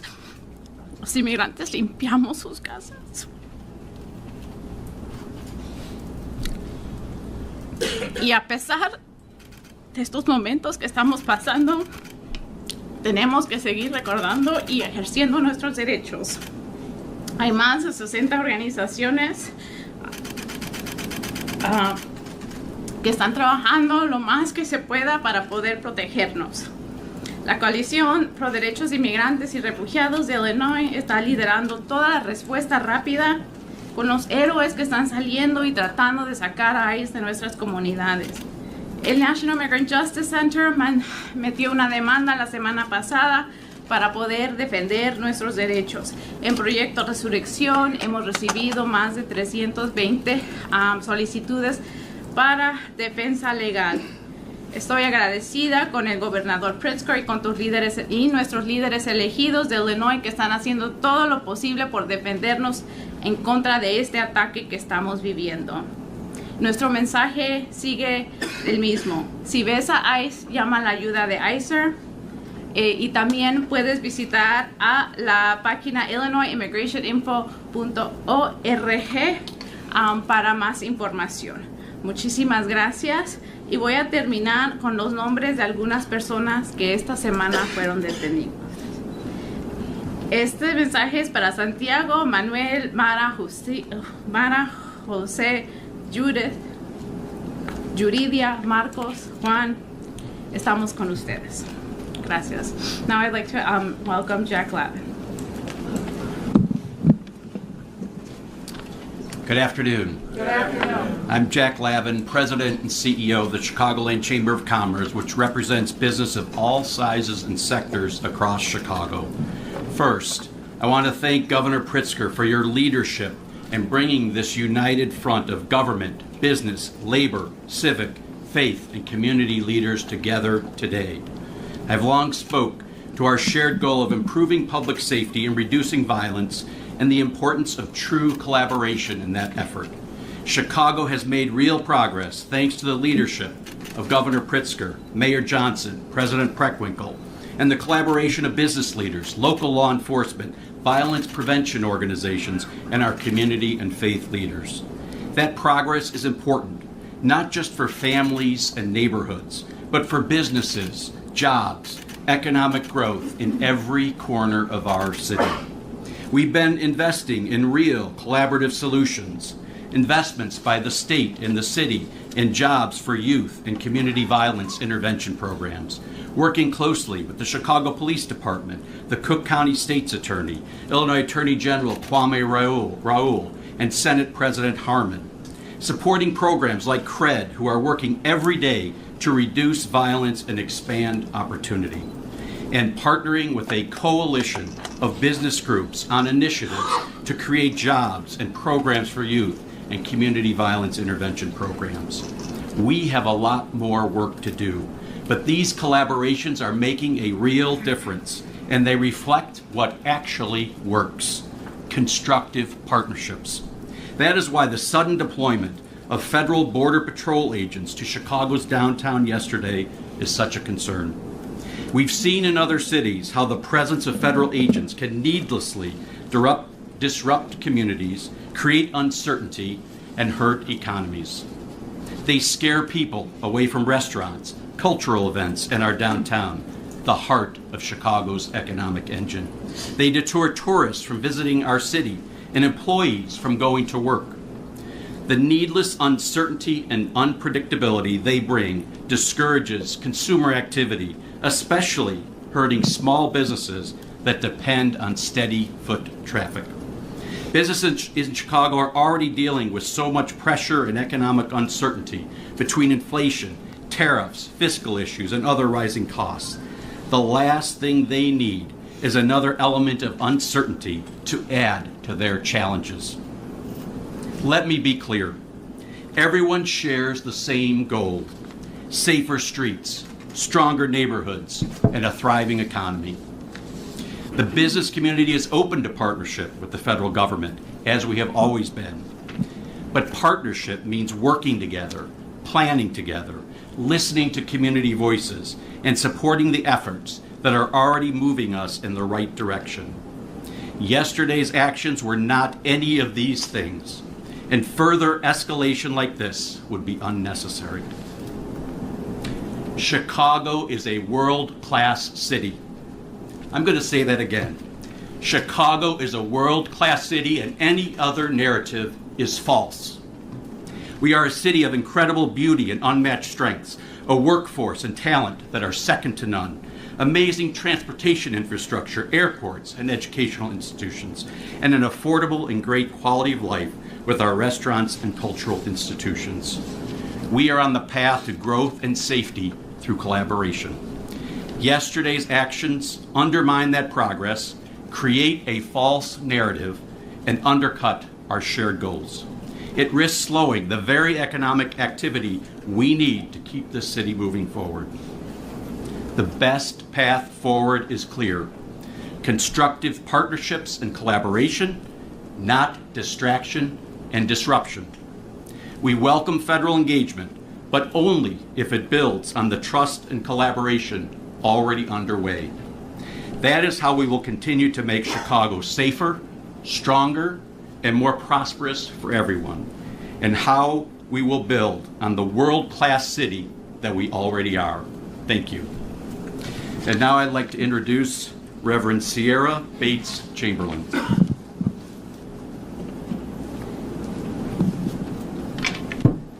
Good afternoon. Good afternoon. I'm Reverend Sierra Bates Chamberlain with Live Free Illinois, where we organize with faith communities across the state. The federal government has persistently pour billions into harming and victimizing U.S. citizens and undocumented survivors alike. Let's be clear. In this country, we have constitutionally protected freedom of speech. To target, track, and criminalize protesters, people exercising their right to speak out against injustice, is nothing less than an attempt to drag this nation toward an authoritarian rule. And hear me when I say, we will not allow it. This is not about safety. This is not about immigration. This is about wolves in sheep's clothing, quoting scripture while pushing a dangerous Christian authoritarian agenda. Very similar to another Christian nationalist leader named Vladimir Putin. This agenda is nothing more than a strategy designed to divide, dominate, and destroy.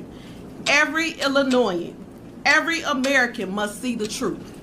This is not a migrant issue. This is a battle for the very soul of our country. So let us rise, let us resist. The weapons of our warfare are not of human origin. They are mighty through God to pull down strongholds. Let us protect one another and defeat hate with unshakable love. Because as Pastor Michael McBride would say, a disorganized truth cannot defeat an organized lie. So let's organize, let's unify, let's mobilize, and together we will beat back evil, defend our democracy, and claim the future that our children deserve. Thank you, and with that being said, I will return it back to Governor Pritzker. Thank you, Reverend. Happy to take any questions from members of the media. Tina. What do you see as military troops? Is that specifically National Guard? Is it something else? And then are you seeing any lessons learned from Portland? So it's unclear what troops are being requested or potentially could be sent by the Department of War. So that's the answer to the first question. I think, as you've heard, I mean, these are unnecessary. It's a provocation, and it's my, solemn hope anyway that even now that we might be able to deter the federal government from carrying out what seems to be in progress. I spoke yesterday with the governor of Oregon. I also spoke with her the day before. We shared what was happening on the ground here, what's happening on the ground in Oregon. This is what happened yesterday afternoon. That is, they received word that a memo had been sent to the Department of War by the Department of Homeland Security, and we see things moving in that direction in Oregon. Unclear yet what the next steps might be with regard to the city of Chicago. Let me be clear. They're not communicating with the city of Chicago, with the state of Illinois, with Cook County, with Broadview, with anybody. They are going at this because, I don't know, Greg Bovino is putting up his TikTok videos, and it's giving a misimpression of what's happening on the ground. We have peaceful protesters, as they have all across the country, by the way. People are peacefully protesting. And we have, in response to that, chemical agents being fired at people.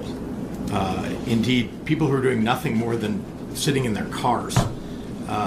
Reporters being detained.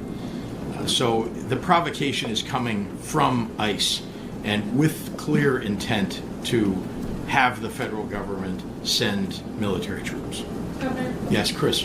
Governor, this is for you and/or the mayor of Broadview, Mayor Thompson, if she'd like to take it. But I just want to get a sense so that viewers and listeners right now understand, when journalists like my colleague in the CBS Chicago newsroom was targeted yesterday, or at least struck yesterday, what message do you read into that? And what specifically is being done to protect journalists and protesters in Broadview now that we've reached this flashpoint?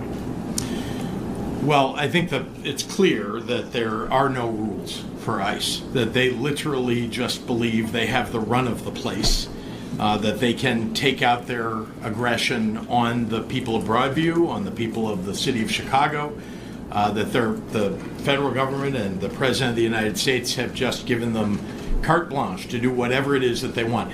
Let me be clear. There have been about 1,500 people that have been detained by ICE in the city of Chicago and the surrounding areas. 1,500 people. 60% of them, no criminal record. 60%. Now think about that.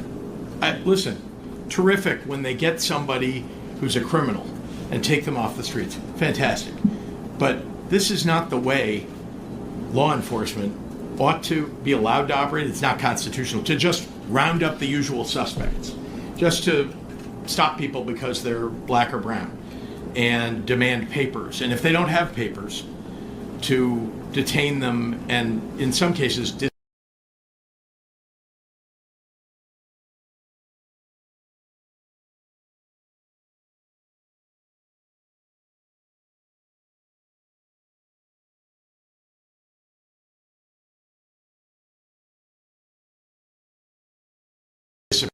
and they're carrying out his orders. Well, what's being, if I can, Governor, Yeah. what's being done specifically to turn the tide or to try and stem the problem that's worsening by the day? Well, remember the aggression, right, coming from ICE. That's where it's coming from, not from the protesters. We have limited ability, as you probably know, to take local law enforcement and put them at odds directly with federal law enforcement. However, we do have the ability to make sure that those protesters know what their rights are, that the people in their communities know what their rights are, and we will continue to do everything that we can to protect those rights. Let me also add, there are private organizations of attorneys, and I think you're aware of this, that have taken testimony, have taken video that's been produced often by just regular citizens and protesters, and are using that to file lawsuits on behalf of people who are being imposed upon by the aggression of ICE. That is very helpful to all of us, and that's why you heard me say earlier how important it is for people to be on alert, to narrate videos, to take video of everything that you see, because we can push them back. And that is what happened in New York, and that is what can happen here in Illinois. Governor, is the memo, this is probably a question for you and the Attorney General, is the memo enough to warrant a lawsuit? Is that, a sort of a next steps kind of situation? And also, I guess, along with that, is there any sort of timeline on when we could see troops in Chicago? I'll turn it over to the Attorney General to give you the official legal answer. A memo is not enough, but I know that there are actions in waiting and a lawsuit potentially in waiting. Well, I think the governor got it right. The memo by itself is not enough. However, as the governor laid out, this is the same pattern we saw in Portland, and suffice to say, we are prepared. We've had lawyers working over the weekend in collaboration with the governor's office and others, in communication with the Oregon AG's office. We had previously started our work when the president signaled, and perhaps reference to that is helpful in this. There was previously a signal that they were going to send National Guard in a month or so ago. There was no act that followed. That's why when people ask, is there a preemptive act we could take place, they said, no, there's got to be a better trigger. No Guard was sent in. We weren't prepared then. We are prepared now. Any sort of timeline, though, on when we could see troops here? I'm not at the helm of the federal government or the so-called Department of War. Attorney General, I have a question for you. You probably have the same question, and I'm going to answer the same way, but go ahead. So the Adams County Sheriff is still boasting about violence. I don't do my investigations in the press. Thank you. But is there any precedent for the ISP now assisting the Broadview Police Department in its investigation of the unprovoked attack on the CBS 2 reporter? Is there any legal precedent for that? Is there legal precedent for what? The ICE attack on the CBS 2 reporter, ISP is now investigating. Is there any legal precedent for ISP getting involved here? I'm not sure what that. Yeah. Okay. Yeah. Let me take that. Yes, there is, and local law enforcement and state law enforcement work together all the time on investigations. There is precedent for doing an investigation here. I think the question will be, and it's an appropriate one when the investigation is finished, is what will the federal government do once the investigation is completed and perhaps there's wrongdoing found? Because one of the things that's very disturbing about the way Donald Trump is operating the federal government is he's done away with inspectors general. He's done away with the people who do the internal enforcement of law enforcement at the federal level. And therefore, we might have an absolute open and shut case against an officer in the end, and the federal government can choose not to take action. Now, the CBS reporter can take personal action, and indeed there are attorneys that have been looking to assist people who have been personally affected. And so on behalf of that individual, there could be a lawsuit. It is absolutely precedented for the Illinois State Police to work with local law enforcement doing an investigation of this sort. Do you have any update on Sheriff Gruden and him violating the State's Trust Act? And other than that the Attorney General's office is doing an investigation. Yeah. I'll give you a little bit more than I gave you last time. We are in touch with Sheriff Gruden, and we're going to be having a conversation. Okay. And that's all I'm going to give you. Mayor Johnson. Shifting gears slightly, if you could, if I could. Chicago Teachers Union put out a tweet over the weekend praising Assata Shakur, despite her controversial background, her conviction for murdering a police officer. Many alders at City Hall calling for you to denounce that. Where do you stand? Do you support that tweet? And do you support CTU and what they said about Assata Shakur? Can I give you my perspective? All right. Because I don't operate the Chicago Teachers Union's Twitter account. What I can say, though, is that Assata Shakur is an important person in the Black liberation movement who has repeatedly claimed her innocence, and that she was tried by an all-white jury at a particular time in which it was nearly impossible for Black people to receive a fair trial. I don't, and I can't, speak to anyone's claim of innocence. I certainly do not condone any acts of violence, but at a time in which it has become even increasingly clear, and we're dealing with this today, where it is commonplace for Black people to be wrongfully convicted. And so it is incumbent upon us to, recognize that we are still dealing with the sins of our foreparents, of which the city of Chicago is paying hundreds of millions of dollars to respond to individuals who were tortured and forced into false confessions. So as an important part of Black liberation, as an activist, may she rest in peace. Mayor Thompson. Mayor Thompson. Governor Pritzker. What was your? Do you plan to use CTV to investigate any alleged wrongdoing by ICE in Chicago? Well, what I've called for is for the federal government to operate an independent investigator to, look into, what I believe is obvious with all of us here today, that there's been, real egregious, horrific acts that have been promulgated against people, right? What I have directed my police department to do through executive order is to protect the fundamental right to peacefully assemble, to ensure that that every single department and agency knows exactly what rights have to be carried out. And what you're seeing today is a strong display of a united front. In fact, if there were ever a time for the people of the world to unite, now is the time. Mayor Thompson, you've been critical Sure. This young lady here, please. If I can piggyback off of Jake's question, more specifically, the ACLU of Illinois and other immigrant rights groups filed a notice in court on Friday talking about the unlawful arrest of 27 people. Some of those U.S. citizens. The group said they've been referred to more than 70 cases of potential violations of ICE making arrests without warrants. So more specifically, is the state or the city looking into that? Well, look, I can speak candidly here that, the Attorney General and my corporate counsel are in regular conversations around ways in which, we can litigate, these acts. Here's what I believe is most critical here.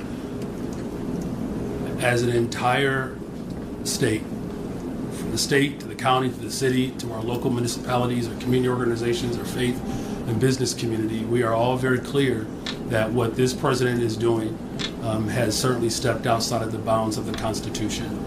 You either support the Constitution or you do not. And it is clear that this president has eroded the very fundamental rights of who we are as a democracy, and we're going to use every single tool that's available to ensure that that justice prevails. Thank you. Mayor Thompson. I just want to add to that answer, if I may, just for a moment, that there are private organizations. I mentioned earlier that there are attorneys who have stepped up to represent individuals, including offering to represent those 27 that you referenced. And so there is legal action that can be taken and will be taken. Yes, Olivia. Thank you. A minute ago, you said that you're still hoping you could deter what seems to be in motion here, but that a lawsuit, there's not enough for a lawsuit at this point. What exactly are you hoping to do to deter these troops from coming in? And do you have any other details on where they might go if they would be in Broadview or elsewhere? We don't know where they will be posted. We don't know that at all. My hope is that the unanimity, the show of a broad swath of the city of Chicago, the state of Illinois, standing against what the federal government is attempting to do here will once again deter them from sending military troops. I have over and over said, if you want to help us fight crime, we work all the time with FBI to fight gangs and DEA to fight drugs and ATF to fight guns. And they need help, the local offices of those federal agencies. And we would like more of them to be available to help us to go after real criminals. And so if you want to help us, that's how you can do it. And I've said that many, many times. Sending military troops who do not know how to do law enforcement, claiming it's about law enforcement. In Oregon, I might add, they're saying, as we think they will do here, right, they would come to protect ICE facilities and ICE personnel. But that is a pretext, again, for bringing troops into the city, for normalizing the militarization of our cities. And we just won't allow that. I mean, we believe that standing up, speaking out, calling on the citizenry to protest, that all of that does have a real positive effect on the question of whether they will ultimately decide to either send them or increase the number after they send some military troops. But all of us should recognize this is a violation of the Constitution. I mean, that is what they're headed for. That is what we are standing up here and decrying. And in the end, they are hurting our state, not helping. They're hurting our state. And again, you've heard it from a swath of people. And there are others who haven't been able to speak, who would, I think, back up everything that each of us has said and have more to say about how this is negatively impacting the people who live in our neighborhoods. But no further action beyond standing up here at this point? We're doing everything that we can legally do. We are literally doing everything that we can legally. And if there are other things, if we discover them when they are suggested to us, we'll take those actions too. But it is literally like every action that we can find to do. And that's one of the reasons I talk to other governors. It's one of the reasons I talk to attorneys general beyond our own attorney general. I want to hear what all the options are. I want to know how this is, at least in my lifetime, this is truly unprecedented. And that's why it's difficult we're operating in uncharted territory here. Governor, Yes, when sir. they deliver whether to take legal action and the state resists peacefully, a lot of families are still being separated. Critics believe that the state might have failed to protect those families. What do you answer to those? That again, we're operating in uncharted territory. That we believe in following the law in the state of Illinois. Our local, our state law enforcement, our elected officials, we are operating understanding the rule of law matters. And in the end, we have to rely upon the judiciary. And this has always been the case in the United States. That's why you have a judiciary, that to sort of resolve these disputes. And we're working fast and furiously to deal with that. You've seen the Attorney General go after the federal government when they've taken actions against the state of Illinois. And he's winning, I might add. And the message for the families waiting at home? Listen, the message to everybody across the country and across the state of Illinois is stand up, speak out, protest peacefully, and show your displeasure. And in the end, and this is why everybody needs to pay attention now, you got to show up and vote. Because we're in this situation because there are a lot of people that didn't show up and vote. And I think a lot of people who did show up and vote got lied to, and they regret their votes. And we'll see what happens. If we can have an election a year from November, we'll see that this is why Donald Trump is desperately looking for any way to thwart what he knows is going to be a losing election for Republicans in 2026. Yes, of course.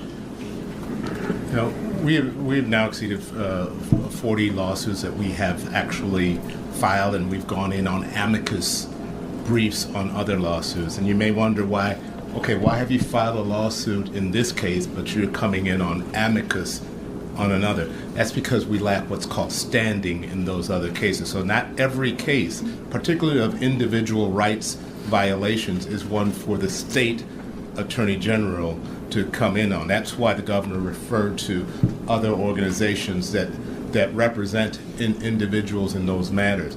We can come in when the state at large is impacted, and so it does nothing to file a lawsuit where it will be dismissed based upon lack of standing.